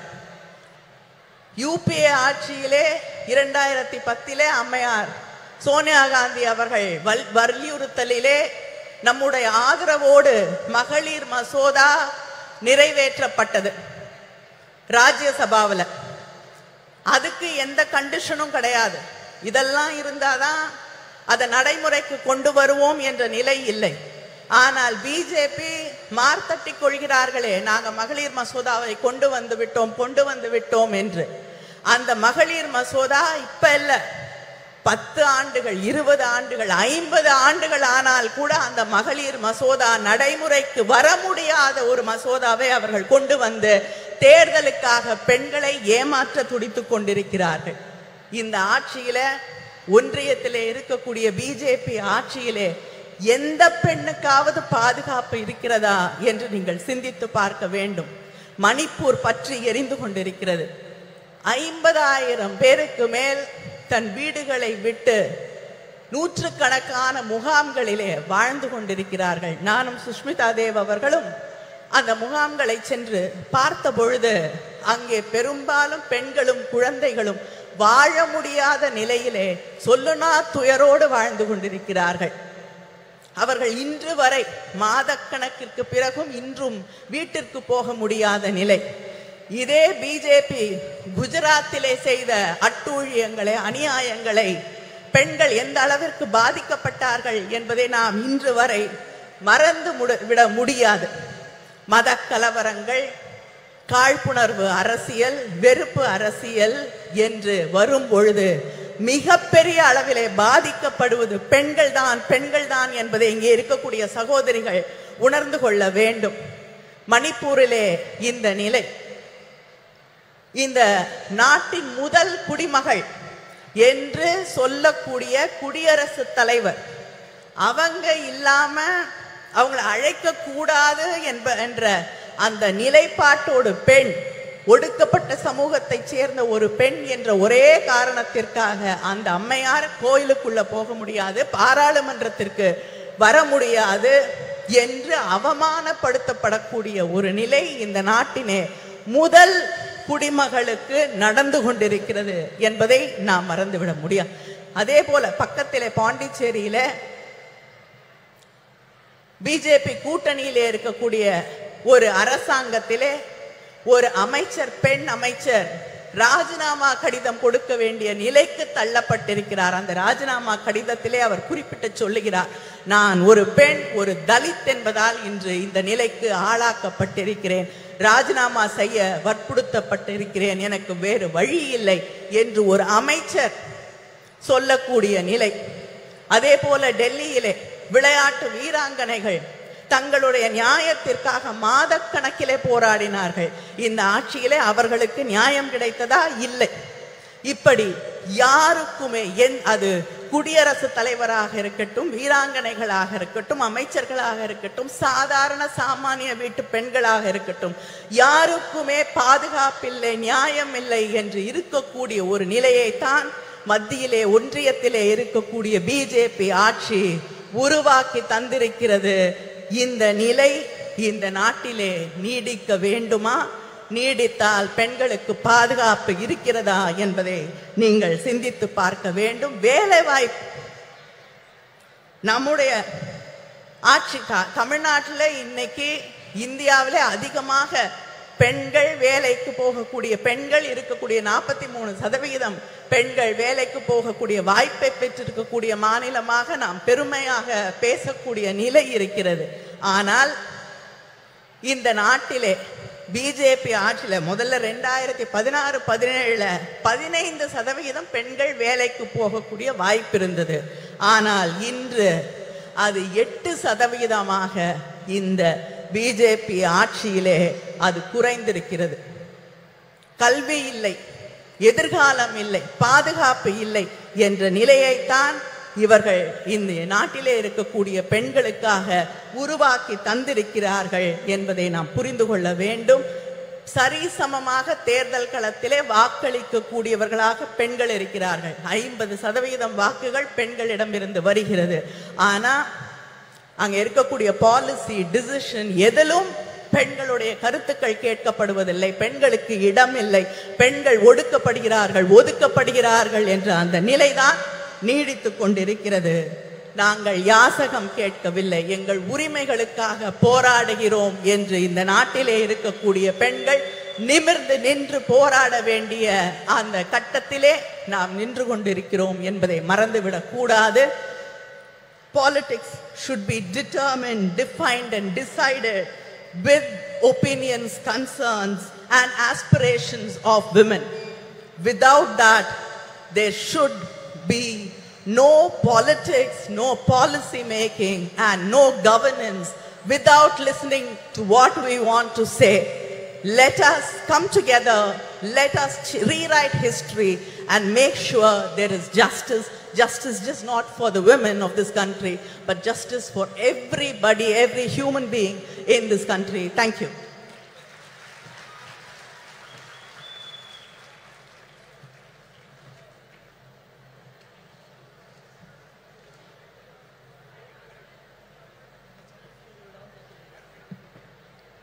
சிறப்புரைக்கு மனமார்ந்த நன்றி.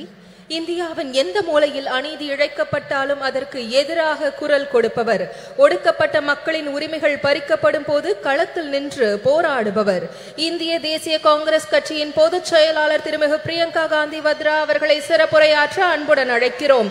முதன்முறையாக தமிழ்நாட்டின் மேடையில் திருமிகு பிரியங்கா காந்தி வத்ரா அவர்கள்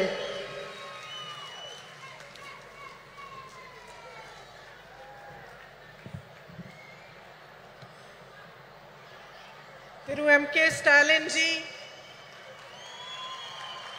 Srimati Sonia Gandhi ji, Tirumati Kanimodi Karunanidhi ji, Srimati Mehbooba Mufti ji, Srimati Subhasini Ali ji, Srimati Supriya Sule ji, Srimati Lesi Singh ji, Srimati Ani Raja ji, Srimati Rakhi Bidlan ji, Srimati Dimple Yadav ji, Sushmita Dev ji.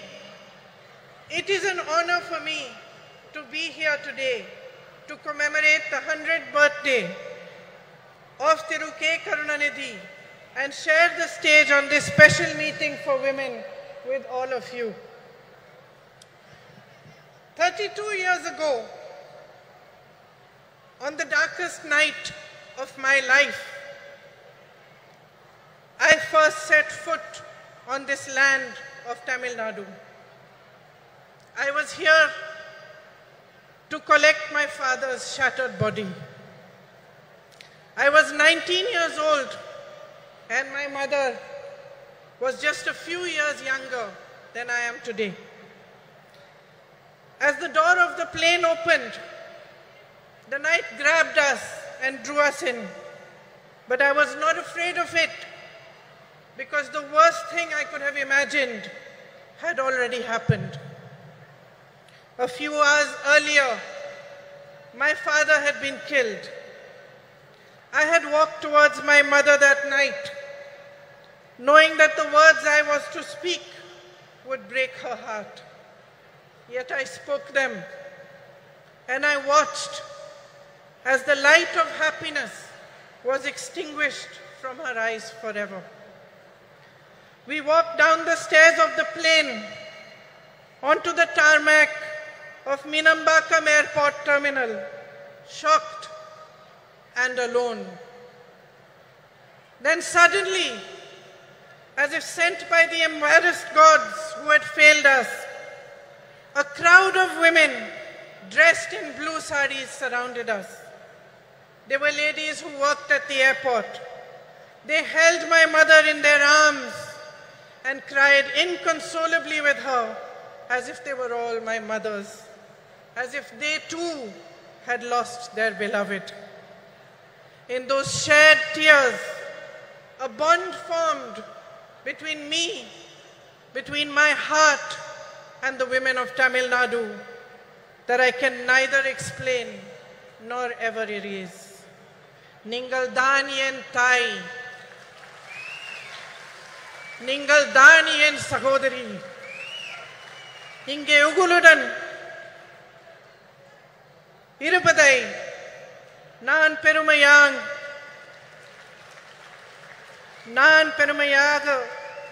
Karudugiren, Indri Nan, Namannai Varai Patri, Pesapogiren, India Natin, Pengalai Patri, Pesapogiren.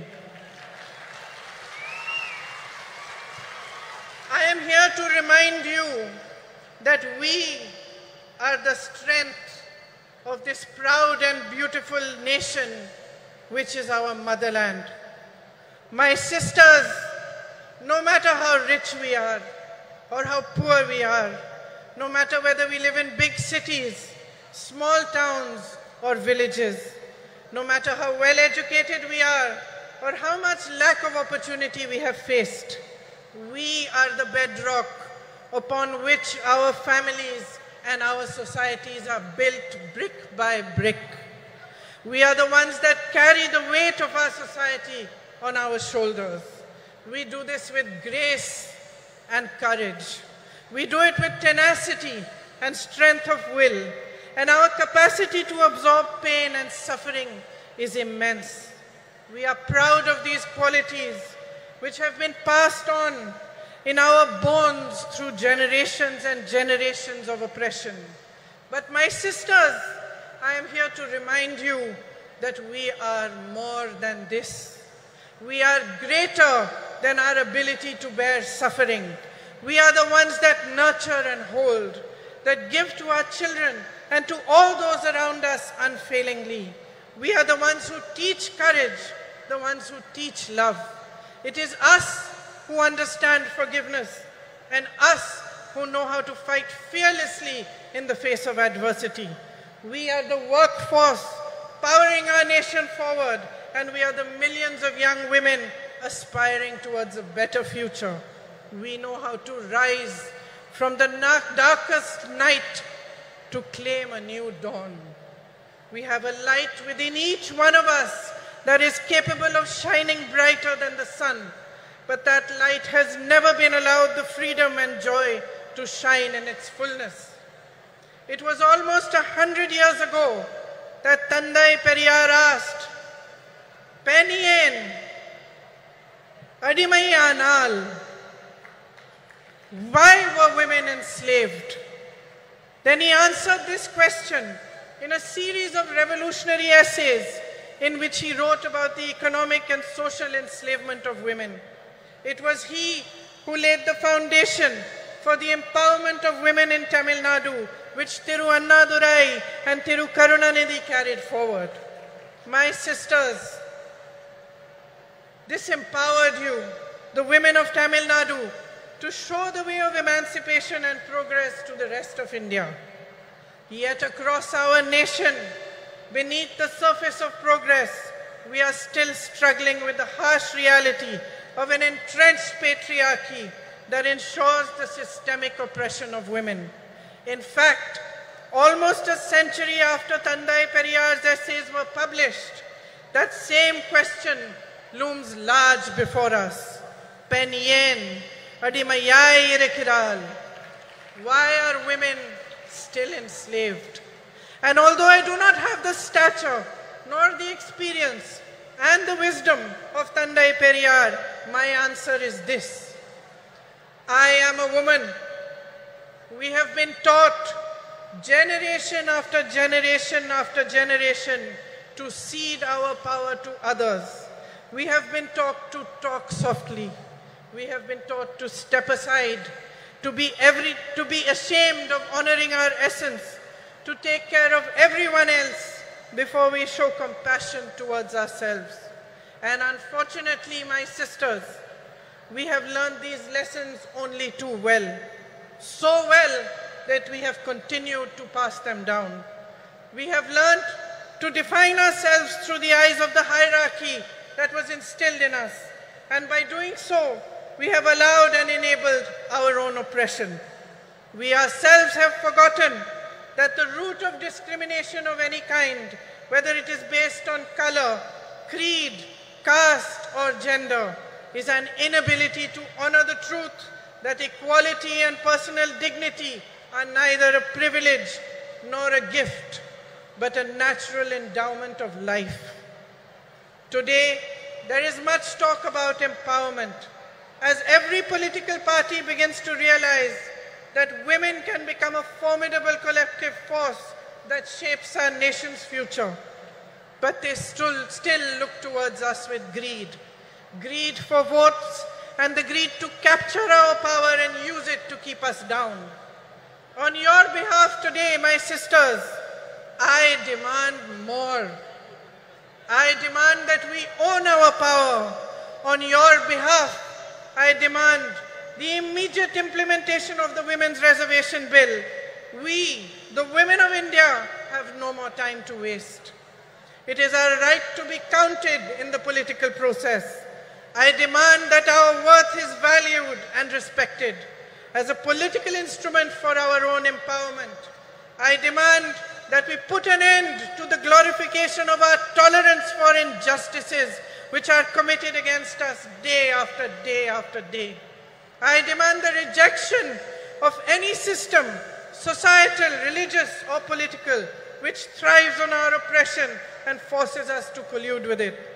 Every woman holds the right to express and embody her own power, and she should be free to exercise it. You are the essence of humanity. Each one of you, standing exactly where you are today, have the power to change your lives, but only if you deeply understand the unbridled potential of your sisterhood. Only if you see in each other the great value of coming together, of helping and holding each other and rising in solidarity with one another. My sisters, nothing can hold back the power of women when we stand as one. We are half the population of this country, half, no less. It is for us to set the barriers of caste, religion, state, language, and society aside. It is for us to recognize ourselves first and foremost as sisters who can unify into an unstoppable momentum for change. Today, as we stand here to commemorate Thirukarunanidhi ji, a leader who understood the power of women, let us awaken to a new dawn. Let us create our own destiny. Thank you. Jai Hind.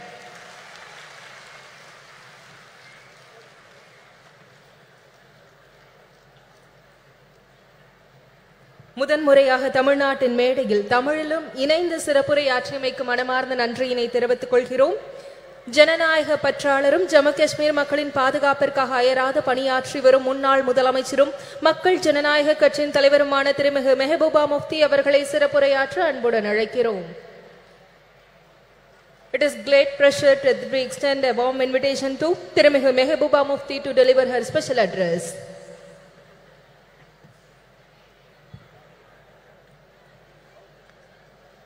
Respected Sonia Gandhi ji, Dalapati M.K. Stalin, Honorable Chief Minister of Tamil Nadu, Kanamozi Karunanidhi ji, Priyanka Gandhi ji, Supriya Sole ji, Dimple Yadav ji, Subhasni Ali ji, Annie Raja ji, Miss Lesh Singh ji, Miss Rakhi Bidlan ji, and Miss Sushmita Dev ji, and all my brothers and sisters. I don't know whether I should call Akka and Anna. Is that right? This is for the first time I am making a speech by reading a script, because since I don't know Tamil, you don't know Urdu, so I'll try to be do my best. It's an honor for me to attend the 100th birth anniversary of Kalaingar Karunanidhi ji and to speak on a subject that is incredibly close to my heart, not just because I am a woman, but because I have gone through all that a woman has to endure during the life since the time she is born. Most people assume that women from privileged backgrounds like me have it easy, but that's not the case. Every woman, regardless of her religion, social status, caste, creed and color, undergoes tremendous challenges, sometimes simply to survive, let alone thrive, and I am sure the galaxy of women here will vouch for that. Even though born with privileged backgrounds, we have to work very, very hard, Female infanticide, child abuse, discrimination at home, discrimination at workplace, dowry deaths, rape, violence, and other atrocities keep happening to all of us. And one cannot simply state enough the huge role Karunanidhi ji played towards the emancipation and upliftment of women. His crusade in this direction started much before he entered politics. Even as a writer, blessed with a razor-sharp intellect, his scripts were ahead of his times. They strongly advocated equal rights for females and also helped in removing social stigmas and taboos associated with women by renouncing religious patriarchy. The empowerment of women was an integral and crucial part of his idea of social justice.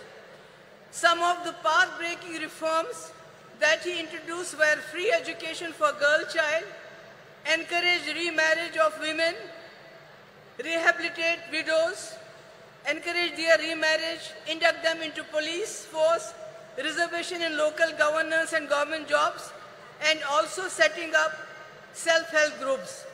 Such was his vision and compassion that he went a step further in his efforts to bring in social security schemes for transgenders who are looked down upon in our society.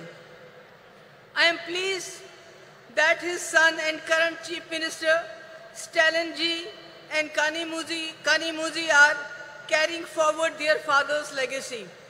Many initiatives besides the initiatives like providing free bus, monthly financial assistance to girls studying in government schools, 1,000 rupee to housewives who are heading the family.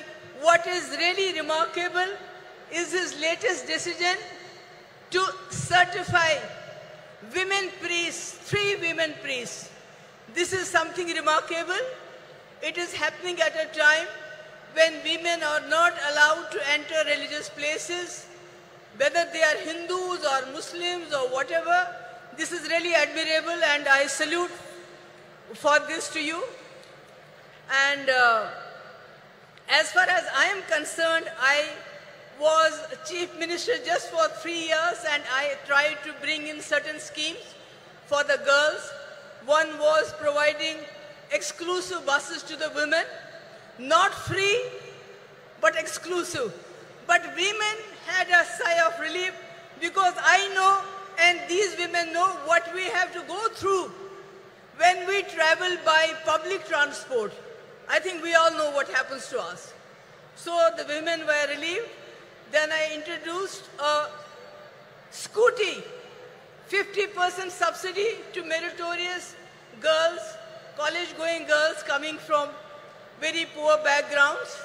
And today when I see the young ladies on the scooty going with their fathers sitting behind them, their brothers sitting behind them, I mean, it brings a smile, which is a very difficult thing in Jammu and Kashmir. After 2019, when everything was snatched from us, what this great country had given us, what the Indian Constitution had given us, the people of J&K have stopped smiling, except when Rahulji came with his brigade, this Bharat Jodo Yatra. I saw the smile on the faces of Kashmiris, from the faces of Jammu people after a long time. And then one more thing which I did during my tenure was to waive off stamp duty on the land that was purchased in the name of women. Can you imagine how many people started purchasing land in the name of their wives, their daughters, their sisters, instead of their sons? It was something, that 95% of the land was purchased in the name of women. But after I was gone, all these schemes were overturned and nothing is left today.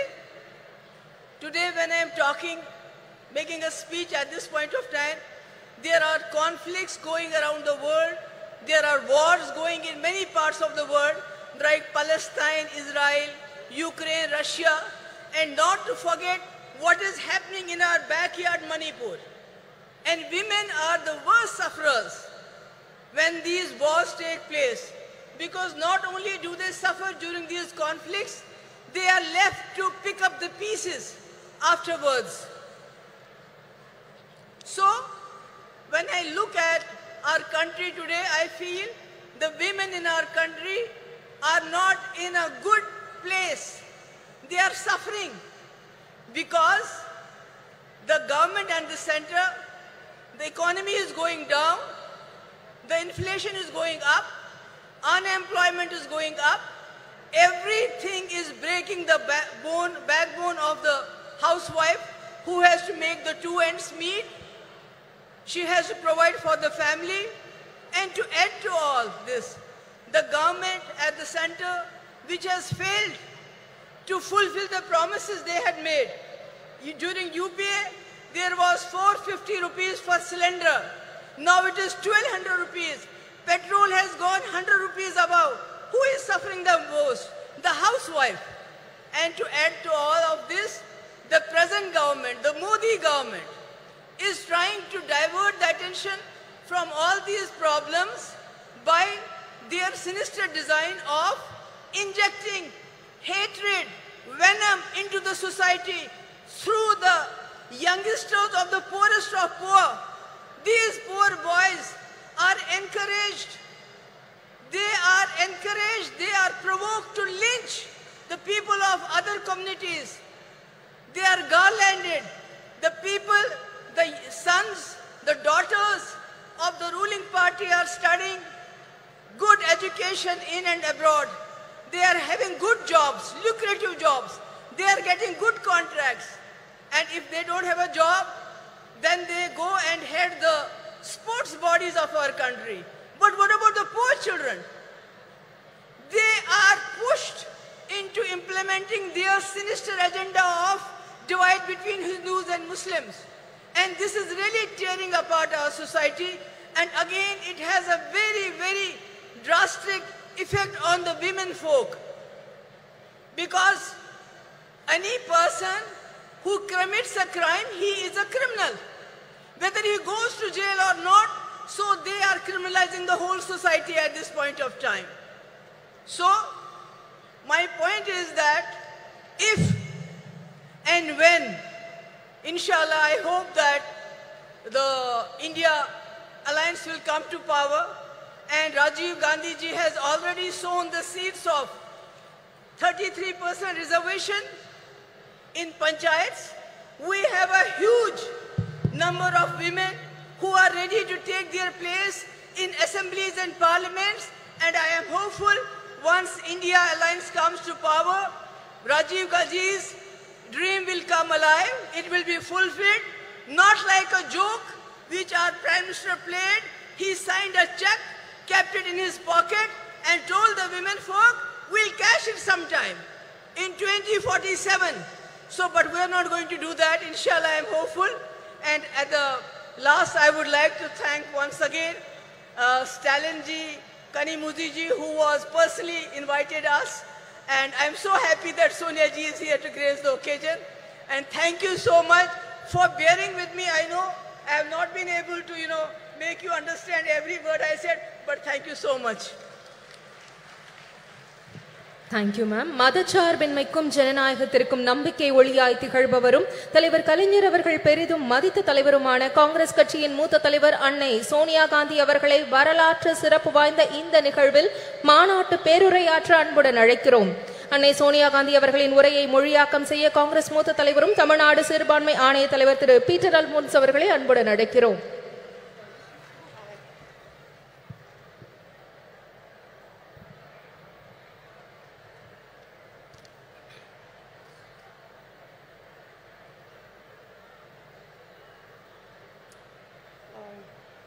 I think it's too high, no? No, leave it.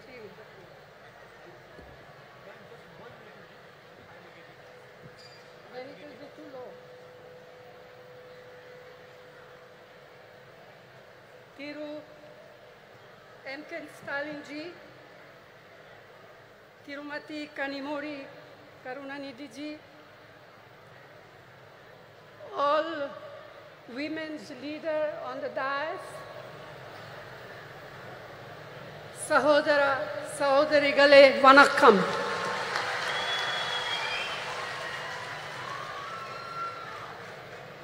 Thank you, Chief Minister of Tamil Nadu, Thiru M.K. Stalin, for inviting me to this Women's Rights Conference.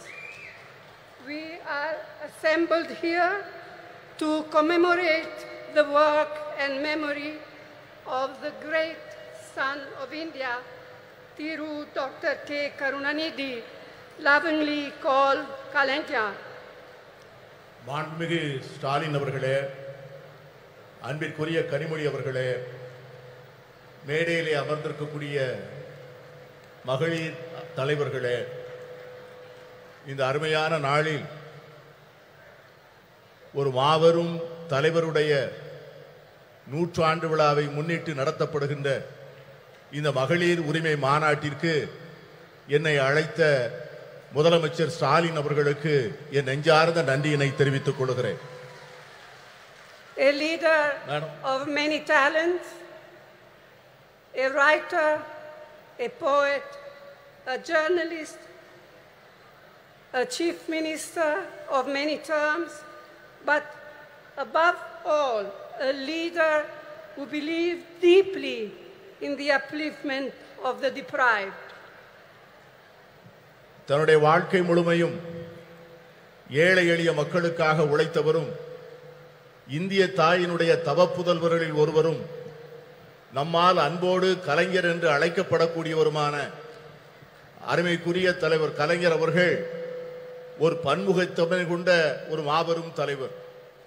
ஒரு எழுத்தாளராக, ஒரு பத்திரிகையாளராக, ஒரு முதலமைச்சராக, ஒரு நிர்வாகியாக அவர் ஆற்றிய பணிகள் மகத்தான பணிகள். He believed in equality of all, regardless of faith, caste, language, or region. And ahead of his time, he was a champion of gender equality, which has now become something of a national movement. மாநிலம், மொழி, சாதி, மத நம்பிக்கை இவற்றிற்கெல்லாம் அப்பாற்பட்டு எல்லோரையும் சமத்துவமாக பார்க்கக்கூடிய ஒரு அருமையான தத்துவத்திலே அவர் நம்பிக்கை கொண்டிருந்தார். தன்னுடைய வாழ்நாளின் போது அதிகமாக பேசப்படாத பாலின சமத்துவத்தை அவர் சிந்தித்து அதற்காக போராடுகின்ற ஒரு போராளியாக தன்னை அடையாளப்படுத்திக் கொண்டார். இன்று அது ஒரு தேசிய இயக்கமாக கொண்டாடப்படுகின்ற சூழ்நிலை உருவாகி இருக்கிறது. Our women have made India proud in multiple fields and sectors, in spite of the shackles of tradition, patriarchy, and culture that stood on the way. This struggle for equality has had many ups and downs. But today, Indian women shine in many spheres. To mention just a few: science, knowledge, skills, culture, and sports, and politics.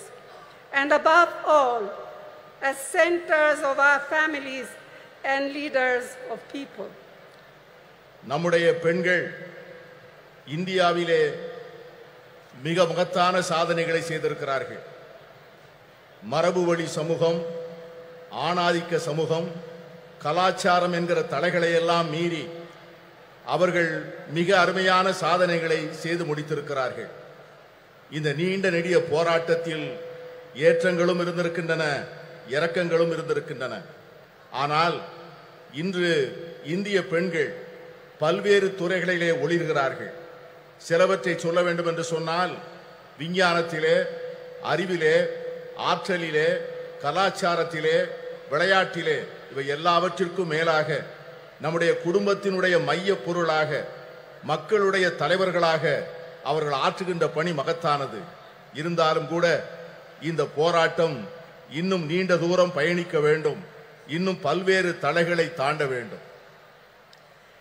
Yet, we all know this struggle continues, and there are many more frontiers to cross, especially for our disadvantaged sisters.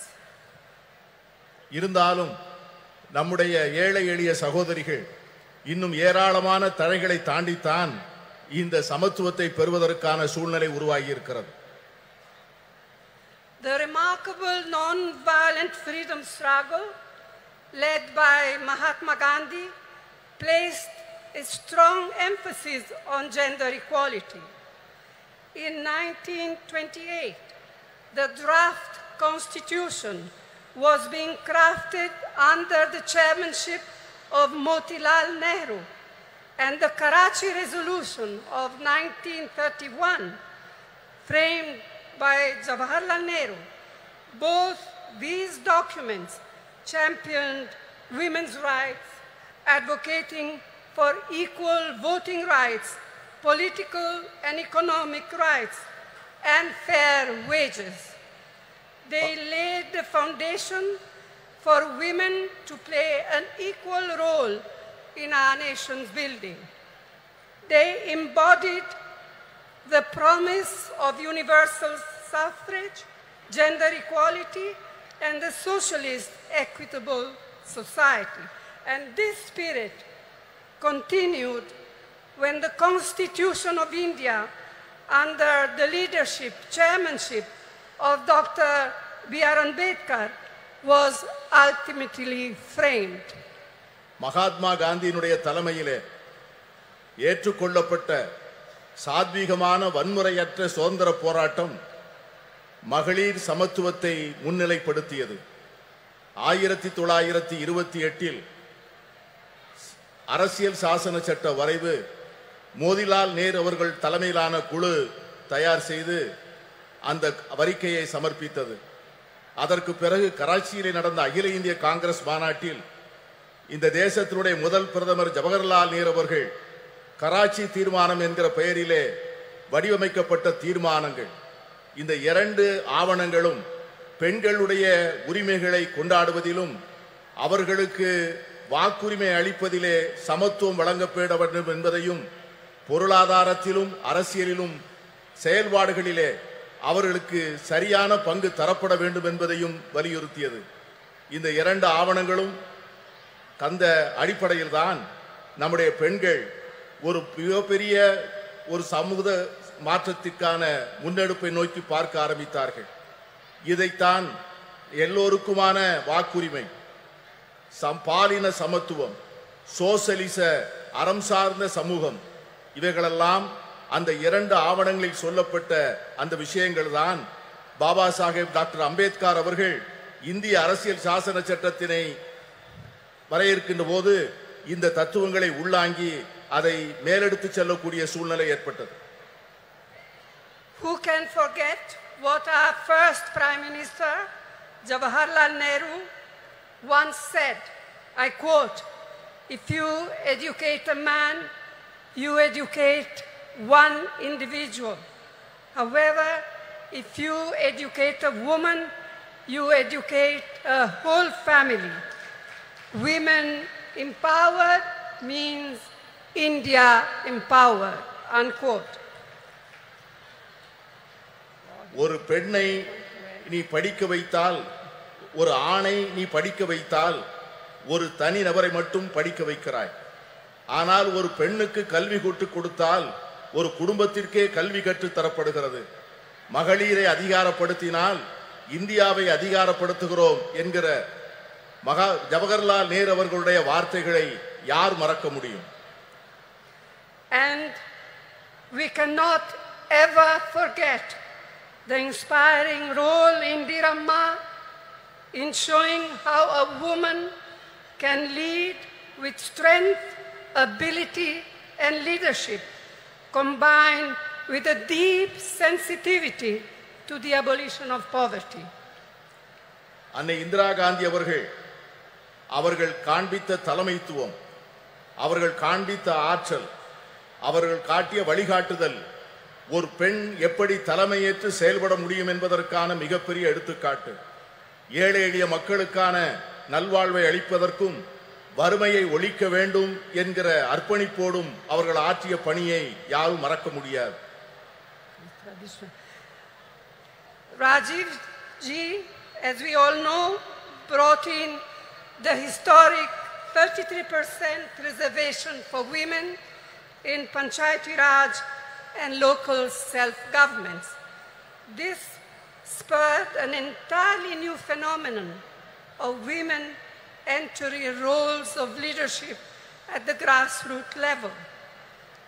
அமர ராஜீவ் காந்தி அவர்கள் வரலாற்று புகழ்மிக்க 33 விழுக்காடு இடஒதுக்கீட்டை பெண்களுக்காக பஞ்சாயத்து ராஜ் சட்டத்திலும் உள்ளூர் ஆட்சி அமைப்புகளிலும் கொண்டு வந்தார்.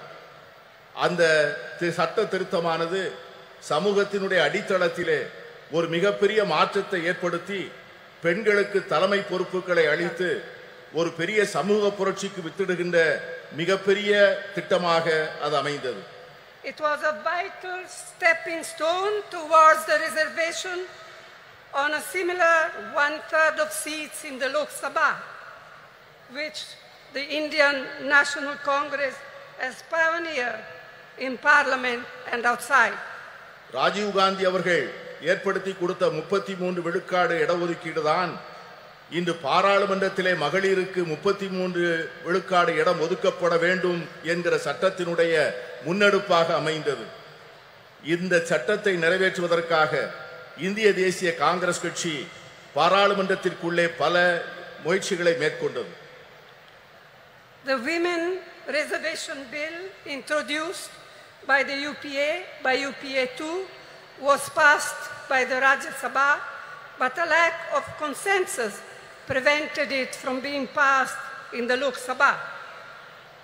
Now, the Women's Reservation Bill has finally been passed due to our relentless persistence, all of us, not just Congress, our relentless persistence and effort. But as we all know, it has still a long way to come. And as Mehbooba ji said, and as many of us, Member of Parliament, said in our intervention in Parliament, when is the bill now going to be implemented? In 1 year, in 2 years, in 3 years? We have no idea. Yes, I can see that some of you men are happy, but we are not. We women are not. And we are going to fight for it till we eventually get there, whether you men like it or not. மகளிர் இடஒதுக்கீட்டுக்கான சட்டம் ஐக்கிய முற்போக்கு கூட்டணி அரசால் 2010 March மாதம் 9ஆம் தேதி மாநிலங்களவையிலே நிறைவேற்றப்பட்டது. ஆனால் மக்களவையிலே ஒரு கருத்தொற்றுமையை உருவாக்க முடியாத காரணத்தினால் அந்த சட்டத்தினை நிறைவேற்ற முடியவில்லை. இப்பொழுது இந்த சட்டம் நிறைவேறியிருக்கிறது என்று சொன்னாலும் கூட இந்த சட்டத்திற்காக நாம் எடுத்துக்கொண்ட முயற்சிகளும் நாம் கொடுத்த அழுத்தங்களும் அதிகம். இங்கே பேசிய பல்வேறு உறுப்பினர்கள் பேசியது போல இந்த சட்டம் என்றைக்கு நடைமுறைக்கு வரும், என்று அமுல்படுத்தப்படும் என்கிற ஒரு தெளிவே இல்லாத ஒரு சூழ்நிலையிலே இந்த ஆண்டா அடுத்த ஆண்டா இன்னும் சில ஆண்டுகள் கழித்தா என்கிற ஒரு நிரந்தரமற்ற தன்மையிலே இந்த சட்டம் உருவாக்கி இருப்பது நாளை வருகின்ற இந்தியா கூட்டணி வந்துதான் இந்த சட்டத்தை நிறைவேற்றி தர வேண்டிய சூழ்நிலையை உருவாக்கும் என்கிற எண்ணத்தை தருகிறது.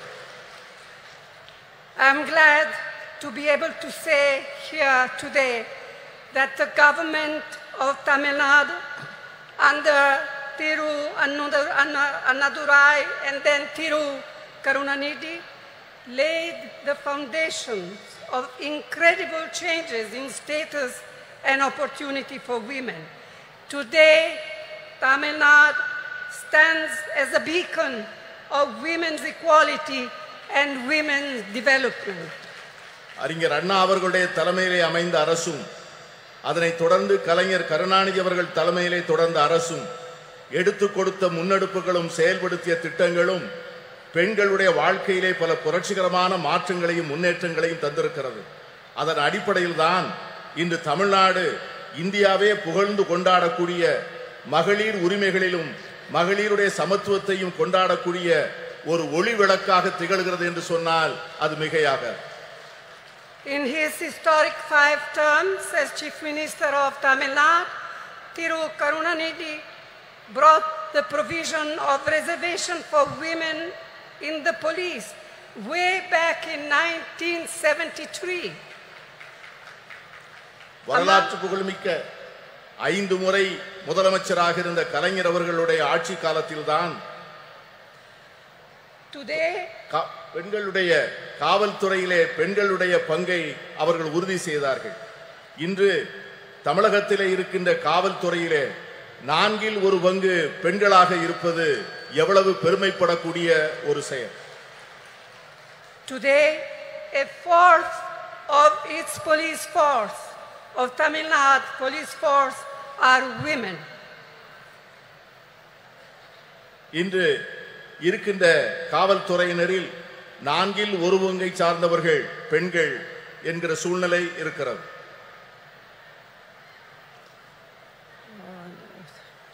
Another very important initiative brought in by Karunanidhi was the reservation for women in government positions. Today, women's participation in government services exceeds 30%. And I am told that just recently, Chief Minister M.K. Stalin has raised it to to 40%, and I commend your Chief Minister for this. கலைஞர் கருணாநிதி அவர்கள் செய்த முக்கியமான மற்றொரு சீர்திருத்தம் என்னவென்று சொன்னால் அரசு பணிகளிலே பெண்களுக்கான இடஒதுக்கீட்டை செய்தது. அதன் விளைவாக அரசு பணிகளிலே 30 விழுக்காட்டை சார்ந்தவர்கள் பெண்களாக இருந்தார்கள். இன்று நம்முடைய முதலமைச்சர் ஸ்டாலின் அவர்கள் தலைமையிலே செயல்படுகின்ற அரசு அந்த 30 விழுக்காட்டை 40 விழுக்காடாக உயர்த்தி பெண்களை பெருமைப்படுத்தி இருக்கிறது.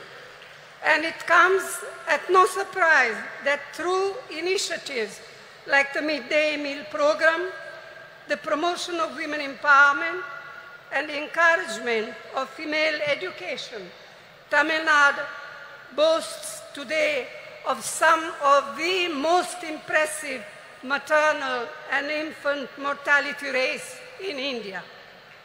பெண்களுடைய நல்வாழ்வுக்காக தமிழக அரசால் எடுத்துக்கொள்ளப்பட்டிருக்கின்ற பல்வேறு திட்டங்கள், சத்துணவு திட்டங்கள், பெண்களுடைய நல்வாழ்வுக்காக எடுத்துக்கொள்ளப்படுகின்ற மருத்துவ துறையிலே செயல்படுத்தப்படுகின்ற திட்டங்கள், தாய்மார்களுக்காகவும் பால் குடிக்கும் சேய்களுக்காகவும் அரசாங்கம் நிறைவேற்றுகின்ற பல்வேறு திட்டங்கள் மிக சிறப்பாக செயல்படுகின்ற காரணத்தினால்தான் இன்று தமிழ்நாட்டிலே தாய் சேய் இறப்பு விகிதம் இந்தியாவிலேயே மிக குறைந்த நிலையிலே இருப்பதற்கு காரணம் அதுதான்.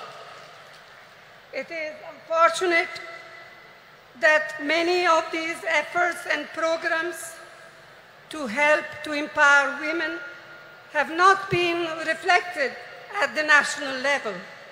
In fact, instead of mitigating problems faced by women, the last 9 years have seen a sustained effort on part of the Modi government to turn our women purely into symbols, to be counted and appreciated only in their restricted traditional roles in a patriarchal framework. கடந்த 9 ஆண்டுகளாக மோடி அரசினுடைய நடவடிக்கைகள், இந்த நாம் ஏற்றுக்கொண்டிருக்கின்ற திட்டங்கள், நாம் பெற்றுத்தந்த உரிமைகள், கடந்த 70 ஆண்டுகளிலே நாம் செய்த நல்ல முயற்சிகளை எல்லாம் சீரழிக்கின்ற வகையிலே செயல்படுவது நமக்கு ஏற்பட்டிருக்கிற மிகப்பெரிய துரதிர்ஷ்டம். பெண்களை ஒரு அடையாள சின்னமாக மாற்றி பழமையிலும் மரபு வழியிலும் ஏற்கனவே பின்பற்றி வருகின்ற பாரம்பரிய சூழ்நிலையில் மட்டும்தான் பெண்கள் இருக்க வேண்டும் என்று எண்ணுகிறது இந்த அரசை ஒழிய அவர்களுக்காக ஒரு புதிய சுதந்திரத்தையும் உரிமைகளையும் அளிக்க அவர்கள் தயாராக இல்லை. இதை போலத்தான் எல்லா துறைகளிலும் எல்லா சுதந்திரத்திற்கும் சமத்துவத்திற்கும் அறம் சார்ந்த சமுதாயத்திற்குமாக நாம் பெற்ற அனைத்து உரிமைகளையும் கடந்த 9 ஆண்டுகளாக அவைகள் அனைவரும் தொடர்ந்து முறையாக சீரழிக்கப்பட்டு வருவதை நான் சுட்டிக்காட்ட விரும்புகிறேன். I am confident that we, the like-minded parties of the India Alliance, can and will take urgent steps needed to make women's equality a reality. நான் உறுதியாக நம்புகிறேன், நாம் ஏற்பாடு செய்திருக்கிற இந்தியா கூட்டணி என்கிற இந்த அற்புதமான ஏற்பாடு இதை போன்ற சமச்சீரற்ற தன்மைகளை எல்லாம் நீக்கி பெண்களுக்கு உண்மையாகவே அவர்களுக்கு ஒரு சமத்துவ உலகை உருவாக்கி கொடுப்பதற்கான மிக அவசரமான நடவடிக்கைகளை நிச்சயம் மேற்கொள்ளும் என்று நான் உறுதியாக நம்புகிறேன்.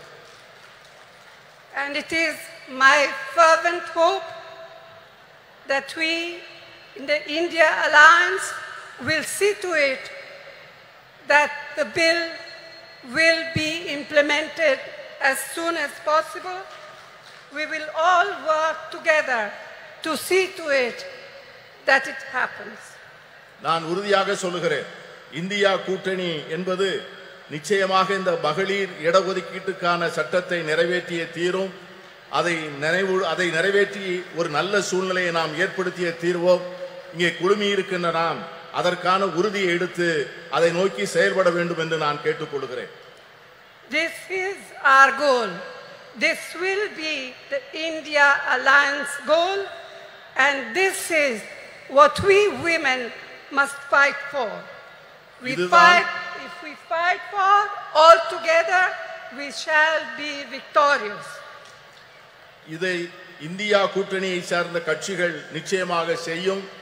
நாம் அனைவரும் சேர்ந்து போராடுவோம். நாம் அனைவரும் சேர்ந்து நிச்சயமாக இதனை சாதிப்போம். We shall be victorious. Vetri namade nandri. நன்றியோடு உழைப்போம். வெற்றி நமது. We feel honored by your presence and thank you for your historical address in this historical event, madam. நூற்றாண்டு கண்ட திராவிட இயக்கத்தின் நீட்சியாய் தந்தை பெரியார், பேரறிஞர் அண்ணா, தமிழின தலைவர் முத்தமிழறிஞர் கலைஞரின் வழியில் மகளிர் உரிமைகளை பேணி பாதுகாத்து பார் போற்றும் வண்ணம் திராவிட மாடல் ஆட்சியை நடத்தி வரும் திராவிட முன்னேற்ற கழக தலைவர் மாண்புமிகு தமிழ்நாடு முதலமைச்சர் அவர்களை தலைமை உரையாற்ற அன்புடன் அழைக்கிறோம்.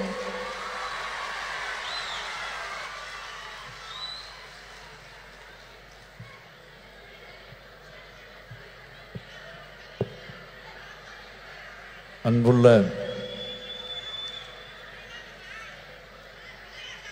முத்தமிழறிஞர் தலைவர் கலைஞர் அவர்களின் நூற்றாண்டு விழாவை ஒட்டி கழக மகளிரணியின் சார்பில் நடைபெற்றுக் கொண்டிருக்கக்கூடிய மகளிர் உரிமை மாநாட்டில் கலந்து கொண்டு இங்கு எனக்கு முன்னால் உரையாற்றி அமர்ந்திருக்கக்கூடிய காங்கிரஸ் கட்சியினுடைய நாடாளுமன்ற குழுவுடைய தலைவர் பெருமதிப்பிற்குரிய அன்னை சோனியா காந்தி அவர்களே, மாண்புமிகு நீர்வளத்துறை அமைச்சர் அண்ணன் துரைமுருகன் உள்ளிட்ட அமைச்சர் பெருமக்களே, முன்னிலை பொறுப்பை ஏற்று முனைப்பாக இந்த நிகழ்ச்சியை ஏற்பாடு செய்து வெற்றி கண்டிருக்கக்கூடிய கழகத்தினுடைய துணை பொதுச் செயலாளர், நாடாளுமன்ற குழுவினுடைய துணைத் தலைவர் என்னுடைய அருமை தங்கை கனிமொழி அவர்களே,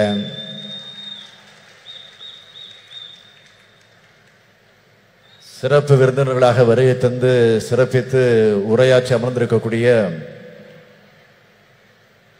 மரியாதைக்குரிய திருமதி பிரியங்கா காந்தி அவர்களே,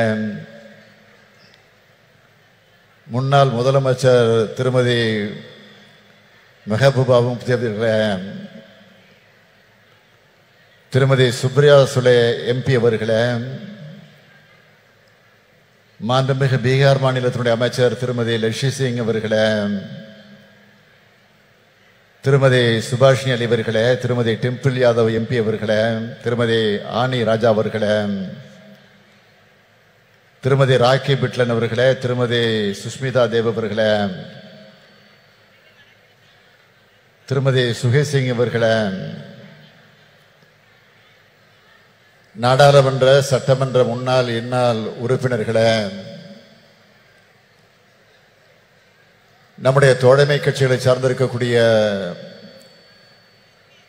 முன்னோடிகளே, தலைவர் பெருமக்களே, கழக மகளிரணியின் செயலாளர் திருமதி ஹெலன் டேவிட்சன் அவர்களே, மகளிரணியினுடைய தொண்டரணி செயலாளர் திருமதி நாமக்கல் ராணி அவர்களே, திரளாக திரண்டிருக்கக்கூடிய மகளிரணியை சார்ந்த சகோதரிகளே, உள்ளாட்சி அமைப்பு பிரதிநிதிகளே,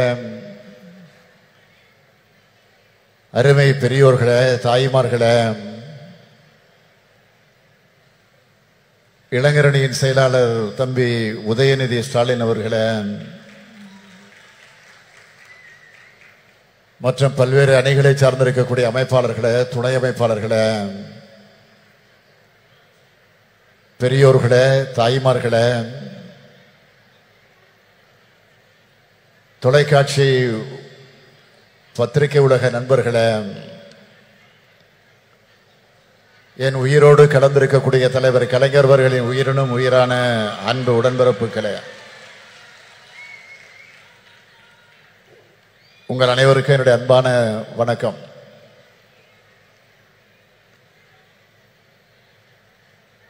பெண்ணினத்தின் எழுச்சியின் அடையாளமாக இந்த மாநாட்டை ஒரு மாநில மாநாடு போல் ஏற்பாடு செய்து இதை எழுச்சியோடு நடத்தி கொண்டிருக்கிறார் நம்முடைய தங்கை கனிமொழி அவர்கள். அவர் கர்ஜனை மொழியாக, கனல் மொழியாக இப்போது நாடாளுமன்றத்திலே முழங்கி வருவதை பார்க்கும்போது கழக தலைவராக மட்டுமல்ல, அண்ணனாகவும் இருந்து நான் மிகுந்த பெருமைப்படுகிறேன். இந்த மகளிர் உரிமை மாநாட்டை தடையின்றி ஓடக்கூடிய மாரத்தான் ஓட்டம் போல நம்முடைய மாசு அவர்கள் இதை துணை நின்று ஏற்பாடு செய்திருக்கிறார். அவர் மட்டுமல்ல, நம்முடைய அமைச்சர் செயல் வீரர் தாமு அன்பரசன் அவர்களும் துணை நின்று தன்னுடைய கடமையை நிறைவேற்றி தந்திருக்கிறார். அதற்காக நான் முதலில் அவர்களை எல்லாம் வாழ்த்துகிறேன். மகளிரணியின் செயலாளர் எல்என் டேவிட்சன், மகளிர் தொண்டரணியின் செயலாளர் நாமக்கல் ராணி உள்ளிட்ட மகளிரணி நிர்வாகிகள் அனைவருக்கும் என்னுடைய வாழ்த்துக்களை தெரிவித்துக் கொள்கிறேன். காஷ்மீர் முதல் கன்னியாகுமரி வரை இருக்கக்கூடிய பெரும்பாலான மாநிலத்தை சார்ந்திருக்கக்கூடிய பெண் தலைவர்களை அழைத்து வந்து ஏற்றத்தோடு ஏற்பாடு செய்திருக்கக்கூடிய இந்த மாநாடு இது தமிழ்நாட்டினுடைய பெண்கள் மாநாடாக மட்டுமல்ல, இந்தியாவினுடைய பெண்கள் மாநாடாகவும் நடைபெற்றிருக்கிறது என்பதை நான் பெருமையோடு பதிவு செய்து கொள்ள விரும்புகிறேன். இதுவரை சென்னை சங்கமம் நடத்தி காட்டிய தங்கை கனிமொழி அவர்கள் இப்பொழுது இந்திய சங்கமத்தை நடத்தி காட்டியிருக்கிறார். இதுதான் வித்தியாசம். இதற்கெல்லாம் மகுடம் வைத்தார் போல் அன்னை சோனியா காந்தி அவர்கள் இந்த நிகழ்ச்சிக்கு வருகை தந்திருக்கிறார்கள். நேருவின் மகளே வருக, நிலையான ஆட்சி தருக. 1980ஆம் ஆண்டு தலைவர் கலைஞர் அவர்கள் அம்மையார் இந்திரா காந்தி அவர்களை அழைத்து வந்து அந்த வாசகத்தை சுட்டி காட்டி பெருமைப்படுத்தினார். 2024ஆம் ஆண்டில் இந்திராவின் மருமகளே வருக, இந்தியாவின் திருமகளே வெல்க என்று வரவேற்றார்கள். தலைவர் கலைஞர் அவர்கள் சொன்னதைப் போலவே 40லும் வென்றோம். அகில இந்திய அளவில் காங்கிரஸ் கூட்டணி மகத்தான வெற்றியை பெற்றது. அப்போது தனக்காக காத்திருந்த பிரதமர் பதவியை மறுத்து இந்திய அரசியல்வானில் ஒரு கம்பீர பெண்மணி என நின்றவர் அன்னை சோனியா காந்தி அவர்கள். அப்போது அன்னை சோனியா காந்தி அவர்கள் தான் ஆட்சிக்கு தலைமை வகித்து பிரதமராக வேண்டும் என்று தலைவர் கலைஞர் அவர்கள் முன்மொழிந்தார்கள். அது வரலாறு. When தலைவர் கலைஞர் left us to his resting place, Madam Sonia Gandhi sent a letter. She wrote for me, Kalangar's loss is very personal. He always showed me great kindness and consideration which I can never forget. He was like a father figure to me. சொன்னார், எழுதினார். அத்தகைய ஆழமான குடும்ப பாச நட்பை கொண்டவர் அன்னை சோனியா காந்தி அவர்கள். அவரும் இளம் அரசியல் ஆளுமையாக மிளிர்ந்து கொண்டிருக்கக்கூடிய அருமை சகோதரி பிரியா காந்தி அவர்களும் இங்கு வந்திருப்பது நமக்கெல்லாம் மகிழ்ச்சி அளிக்கிறது. தென்னகரில்லா மெஹபூபா முஃப்தி அவர்கள் ஒரு மாநிலத்தினுடைய முன்னாள் முதலமைச்சர். சுப்ரியா சோலை எழுந்தாலே நாடாளுமன்றத்தில் பாஜகவினர் அஞ்சி நடுங்குவார்கள். பார்க்கறது தான் இப்படி இருக்கிறார். ஒரு பீகாரில் இருந்து அருமை நண்பர் நிதிஷ்குமாரின் குரலை எதிரொலிக்க லெஷி சிங் வந்திருக்கிறார். டெல்லி முதலமைச்சர் அரவிந்த் கெஜ்ரிவால் எண்ணத்தை சொல்வதற்காக டெல்லி சட்டப்பேரவையுடைய துணைத் தலைவர் ராக்கி பிட்லன் வந்திருக்கிறார். சமாஜ்வாதி கட்சியினுடைய நாடாளுமன்ற உறுப்பினரும் அருமை நண்பர் அகிலேஷ் யாதவருடைய அருமை மனைவியுமான டிம்பிள் யாதவ் அவர்கள் வந்திருக்கிறார்கள். அந்த கட்சியினுடைய மகளிர் அணியின் தேசிய தலைவர் ஜூயி சிங் வருகை தந்திருக்கிறார். மேற்கு வங்கத்தினுடைய பெண் சிங்கம் மமதா பானர்ஜியுடைய பிரதிநிதியாக சுஷ்மிதா தேவ் வருகை தந்துள்ளார். இடதுசாரி இயக்கங்களின் பிரதிநிதிகளாக சுபாஷினி அலியும் ஆனி ராஜாவும் இடம்பெற்றிருக்கிறார்கள். ஆக இந்த மேடையே இந்தியா கூட்டணியாக காட்சியளித்துக் கொண்டிருக்கிறது. I would like to request all the leaders present on the dais. The BJP can be defeated only through unity.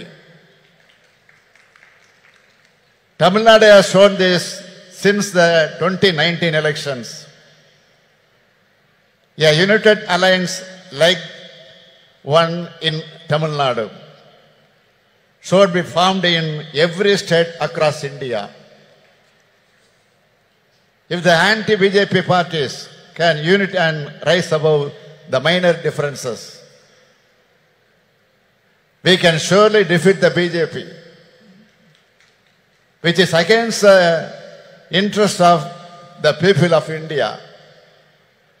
I urge our sisters present here to relay this message to their party leaders. Bharatiya Janata கட்சியை தோற்கடிப்பது என்பது இந்தியாவில் இயங்கக்கூடிய அனைத்து ஜனநாயக கட்சியுடைய வரலாற்று கடமை. மகளிர் உரிமையை காப்பதற்காக இந்த மாநாடை கூட்டியிருக்கிறார் நம்முடைய கனிமொழி அவர்கள். மகளிர் உரிமை மட்டுமா? பாஜக ஆட்சியில் அனைத்து மக்களது உரிமைகளும் பறிக்கப்பட்டிருக்கிறது. இன்றைக்கு நாம் பார்க்கும் நாடாளுமன்ற அமைப்பு முறை இருக்குமா? மக்களால் தேர்ந்தெடுக்கப்படக்கூடிய மக்களாட்சி இருக்குமா என்ற கேள்வி பெரிதாக எழுந்து வருகிறது. ஒரே நாடு, ஒரே மொழி, ஒரே மதம், ஒரே பண்பாடு, ஒரே தேர்தல், ஒரே தேர்வு, ஒரே உணர்வு என்ற பெயரால் ஒற்றை கட்சி ஆட்சியை கொண்டு வருவதற்காக பிரதமர் நரேந்திர மோடி அவர்கள் இன்றைக்கு முயன்று கொண்டிருக்கிறார். அது நடந்தால் ஒரே மனிதர் என்ற எதேச்ச அதிகாரத்திற்கு அது வழிவகுக்கும். எனவேதான் வர இருக்கக்கூடிய நாடாளுமன்ற தேர்தலில் பாஜகவை முற்றிலும் தோல்வியடைய செய்ய வேண்டும். நாடாளுமன்ற தேர்தல் நெருங்கி வருவதால் பெண்களை ஏமாற்ற மகளிருக்கு நாடாளுமன்றத்தில் சட்டமன்றங்களில் 33 விழுக்காடு இடஒதுக்கீடு என்று சட்டம் கொண்டு வருவதை போல ஏமாற்றிக் கொண்டிருக்கிறார்கள். பேசினார்களே இங்கே உரையாற்றிய அத்தனை பேரும் மிக தெளிவாக எடுத்து சொன்னார்கள். எனவே நான் அதிகம் விளக்கம் சொல்ல விரும்பல. 33 விழுக்காடு இடஒதுக்கீடு பெண்களுக்கு கிடைத்துவிடக் கூடாது என்ற சதி எண்ணத்தோடு தான் இந்த சட்டத்தையே பாஜக கொண்டு வந்திருக்கிறது என்று நான் கருதுகிறேன். அப்படித்தான் எல்லோருக்கும் என்ன வருகிறது. நடைபெற இருக்கக்கூடிய நாடாளுமன்ற தேர்தலில், சட்டமன்ற தேர்தலில் பெண்களுக்கு 33 விழுக்காடு இடஒதுக்கீடு வழங்கப்படும் என்று இந்த சட்டம் சொல்லி இருந்தால் பிரதமர் நரேந்திர மோடியை நாமெல்லாம் பாராட்டலாம். என்ன நடந்திருக்கிறது? மக்கள் தொகை கணக்கெடுப்பு முடிந்த பிறகு அதை வைத்து தொகுதி மறுவரைக்குள்ள அந்த பிரச்சனைகள் எல்லாம் முடிந்ததற்கு பிறகு சொல்வார்களாம். பழைய சினிமா பார்த்திருப்பீங்க. பழைய சினிமாவில் தான் ஒரு காட்சி வரும். என் கையில் உள்ளதை நான் தர வேண்டுமானால் 7 மலையை சுற்றி வா, 7 கடலை சுற்றி வா என்று பூதம் சொல்வதாக கதை சொல்வார்கள் அல்லவா? அது போன்ற கப்சா சட்டத்தை மோடி ஏற்றியிருக்கிறார். பெண்களுக்கு 33 விழுக்காடு கொடுத்து விட்டதாக பிரதமர் சொல்லிக் கொள்கிறார். 2029ஆம் ஆண்டு தான் இந்த இடஒதுக்கீடு கிடைக்கும் என்றும் 2034ஆம் ஆண்டு கூட ஆகலாம் என்றும் கணக்கிட்டு சொல்கிறார்கள். எதுவாக இருந்தாலும் நான் சொல்றேன், 2024 ஆண்டுக்கு பிறகு மோடி ஆட்சி இருக்க போறதில்லை என்பதை மக்கள் முடிவு செஞ்சுட்டாங்க. 1996ஆம் ஆண்டு திமுகவும் காங்கிரஸ் ஆதரிச்ச ஐக்கிய முன்னணியின் ஆட்சி காலத்தில் இப்படி ஒரு சட்டத்தை கொண்டு வந்தோம். ஆனா இந்த நிபந்தனைகள் எல்லாம் நாம் அன்றைக்கு விதிக்கல. 2010ஆம் ஆண்டும் நம்முடைய கூட்டணி அரசு இப்படி ஒரு சட்டத்தை கொண்டு வந்த போது இது மாதிரியான நிபந்தனைகளை விதிக்கல. ஆனால் இப்பொழுது பாஜக நிபந்தனை போடுகிறது என்றால் அவர்கள் உண்மையான அக்கறையோடு இதை கொண்டு வரல. மகளிர் எந்த உரிமைகளையும் பெற்றுவிடக்கூடாது, வீட்டுக்குள்ள முடங்கி கிடக்க வேண்டும் என்று நினைக்கிறது பிஜேபி. பாஜக ஆட்சி அப்படி நினைக்கிறது. அன்னை சோனியா காந்தி அவர்களும் பிரியங்கா காந்தி அவர்களும் இந்த மேடையில் இருக்கிறார்கள். ஒரு விஷயத்தை நான் நினைவு கூறுவது பொருத்தமாக இருக்கும் என்று கருதுகிறேன். அவரே பேசுகிற போது சொன்னார், பிரதமர் ராஜீவ் காந்தி அவர்கள் தான் உள்ளாட்சி அமைப்புகள்ல பெண்களுக்கு இடஒதுக்கீட்டை முதலாக உறுதி செய்தார். இதன் தொடர்ச்சியாகத்தான் தமிழ்நாட்டில் உள்ளாட்சி அமைப்புகள்ல பெண்களுக்கான இடஒதுக்கீட்டை முதல்ல 1996ஆம் ஆண்டு வழங்கியவர் நம்முடைய தலைவர் கலைஞர் அவர்கள். இப்போ அந்த உள்ளாட்சி அமைப்புகள்ல 50% இடஒதுக்கீடு இப்போ பொறுப்புல இருக்கிறாங்க. இப்போ 50%க்கு மேல இருக்கிறாங்க. போற போக்க பார்த்தா ஆண்களுக்கு இடஒதுக்கீடு வேண்டும் என்று கேட்கக்கூடிய நிலை வந்தாலும் வரும். ஆத்திரத்தில் சொல்ற நினைக்காதீங்க, பெருமையா சொல்றேன். உங்களுக்கு வருகிற அந்த பெருமையோடு சொல்றேன். பாஜக கொண்டு வந்திருக்கக்கூடிய சட்டத்தில் இன்னொரு முக்கியமான விஷயம், இதர பிற்படுத்தப்பட்ட பெண்களுக்கும் சிறுபான்மையின பெண்களுக்கும் இடஒதுக்கீடு வழங்கவில்லை. அப்படி வழங்கினால்தான் ஏழை எளிய விளிம்பு நிலை மக்களுடைய நிலை, அவருடைய குரல் சட்டமன்றத்திலும் நாடாளுமன்றத்திலும் ஒலிக்கும். அப்படி ஒழிக்க கூடாது என்பதற்காகத்தான் பாஜக நினைக்கிறது. இதை பாஜகவினுடைய அரசியல் தந்திரமாக மட்டுமல்ல, அரசியல் சதியாகவும் பார்க்க வேண்டியிருக்கிறது. இதனை சுட்டிக்காட்டி நாம் பேசினால் பிரதமராக இருக்கக்கூடிய மோடி என்ன பதில் சொல்லுகிறார்? அள்ளி விடுறார். அதாவது பெண்களை சாதி ரீதியாக பிளவுபடுத்த பார்க்கிறோமா, சாதி ரீதியாக மத ரீதியாக மக்களை பிளவுபடுத்துவது யார் என அனைவருக்கும் தெரியும். இடஒதுக்கீடு நாம் கேட்கிறோம் என்றால் சாதி ரீதியாக பிரிப்பதற்காக கேட்கிறோம் என்பதல்ல. அனைத்து மகளிரும் எல்லாவித உரிமைகளையும் பெற்றவர்களாக உயர வேண்டும் என்பதற்காகத்தான். இதை விட்டு கொடுத்துட்டா அடுத்தடுத்து சமூக நீதியை காவி விடுவாங்க. எந்த சூழலிலும் இந்த சமூக நீதியை நாம் விட்டுக் கொடுக்க கூடாது. இதுதான் நமக்கு இருக்க வேண்டிய உறுதி. ராகுல் காந்தி அவர்கள் சமூக நீதியை குரலைத்தான் தொடர்ந்து இப்ப எதிரொலிச்சிட்டு இருக்கிறாரு. இந்தியா கூட்டணி என்பது வெறும் தேர்தல் கூட்டணியாக மட்டுமல்ல, கொள்கை கூட்டணி. அதை மறந்துடாதீங்க. சமூக நீதி, மதச்சார்பின்மை, மாநில சுயாட்சி, கூட்டாட்சி கருத்தியல், அனைவருக்குமான அரசியல் பங்கீடு என்ற கோட்பாடுகளை கொண்டதாக இந்த கூட்டணி அமைந்திருக்கு. இந்தியா கூட்டணியை வெற்றி பெற வைப்பதன் மூலமாக மகளிர் உரிமை மட்டுமல்ல, அனைத்து உரிமைகளும் அனைவருக்கும் கிடைக்கக்கூடிய இந்தியாவாக நாம் உருவாக்க வேண்டும். சொத்துல சம உரிமை, வேலை வாய்ப்பிலே பெண்களுக்கு 30% இடஒதுக்கீடு, ஆரம்ப பள்ளிக்கூடங்களில் கட்டாயமாக பெண்களைத்தான் ஆசிரியராக நியமிக்க வேண்டும் என்ற சட்டம், கர்ப்பிணி பெண்களுக்கு உதவித்தொகை, விதவைகளுக்கு மறுவாழ்வு திட்டம், ஒரு ஏழை எளிய குடும்பத்தில் பிறந்திருக்கக்கூடிய ஒரு பெண்ணுக்கு திருமணம்னா அந்த பெண்ணுக்கு உதவி செய்யக்கூடிய ஒரு அற்புதமான திட்டம். இப்போ மகளிர் உரிமை தொகை, போன மாசம் 15 செப்டம்பர் 14 நைட்டே போய் சேர்ந்துருச்சு. இந்த மாசம் 15 வரப்போகுது, 14 நைட்டே வந்து சேரப்போகுது. ஆக மாதம் 1000 ரூபாய் உதவித்தொகை இல்ல, பெண்களே உங்களுக்கு இருக்கக்கூடிய உரிமை தொகை, அதை மறந்துடாதீங்க. பேருந்துகள்ல விடியல் பயணம், பெண் அர்ச்சகர்கள், ஓதுவார்கள் நியமனம், இப்படி தமிழ்நாட்டு பெண்களுக்கு பல்வேறு திட்டங்களை நாம் செயல்படுத்தி காட்டுகிறோம்னா இதுதான் திராவிட மாடல் ஆட்சியுடைய கொள்கைகள். இந்தியா முழுமைக்கும் பரவும் மகளிர் உரிமை பெற்ற நாளாக நிச்சயம் அமையும். அதற்கான அடித்தளத்தை உருவாக்கக்கூடிய இந்த மாநாட்டை நடத்தி காட்டியிருக்கக்கூடிய என்னுடைய அருமை தங்கை கனிமொழிக்கும் அவருக்கு துணைன்ற மகளிரணிக்கும் என்னுடைய வாழ்த்துக்கள், பாராட்டுக்கள். வாழ்க வாழ்க இந்தியா, வாழ்க இந்தியா கூட்டணி வெல்க. நன்றி, விடைபெறுகிறேன். வணக்கம்.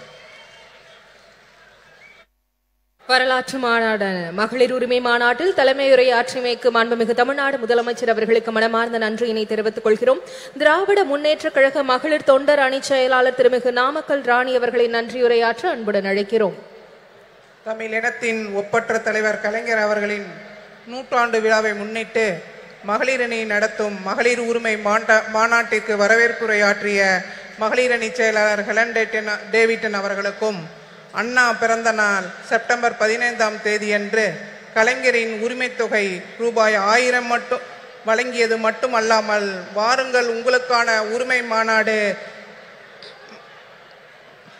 என்று மாநாட்டிற்கு நம்மளையெல்லாம் இங்கு அழைத்து விழா பேருரையாற்றிய கழக தலைவர் தமிழக முதல்வர் தளபதியார் அவர்களுக்கும் மகளிரணியின் சார்பாக நன்றி கலந்த வணக்கத்தை தெரிவித்துக் கொண்டு இந்திய கூட்டணி பெண் தலைவர்களை அழைத்து மிக சிறப்பான மாநாட்டை ஏற்பாடு செய்து முன்னிலை வகிக்கும் கழகத்தின் துணை பொதுச் செயலாளர் அன்பு அக்கா கனிமொழி எம்பி அவர்களுக்கும் மகளிரணியின் சார்பாக நன்றி கலந்த வணக்கத்தை தெரிவித்துக் கொண்டு மாநாட்டு விழா பேருரையாற்றிய அகில இந்திய காங்கிரஸ் கட்சியின் மூத்த தலைவர் திருமதி சோனியா காந்தி அம்மையார் அவர்களுக்கும் நெஞ்சார்ந்த மகளிரணியின் சார்பாக நன்றி கலந்த வணக்கத்தை தெரிவித்துக் கொண்டு இந்த கூட்டத்தில் கலந்து கொண்டுள்ள இந்திய கூட்டணி பெண் தலைவர்கள் அனைவருக்கும் மகளிரணியின் சார்பாக வணக்கத்தை மீண்டும் தெரிவித்துக் கொண்டு கழகத்தின் பொதுச் செயலாளர், கழகத்தின் பொருளாளர், முதன்மை செயலாளர், துணை பொதுச் செயலாளர்கள், கழகத்தின் அமைச்சர் பெருமக்கள், சட்டமன்ற உறுப்பினர்கள் மற்றும் இந்த நிகழ்ச்சி சிறப்பாக ஏற்பாடு செய்த அமைச்சர் மா சுப்பிரமணியம் அவர்களுக்கும் தாமு அன்பரசு அவர்களுக்கும் மற்றும் சட்டமன்ற உறுப்பினர் அனைவருக்கும் மகளிரணியின் சார்பாக நன்றி கலந்த வணக்கத்தை தெரிவித்துக் கொள்கிறேன்.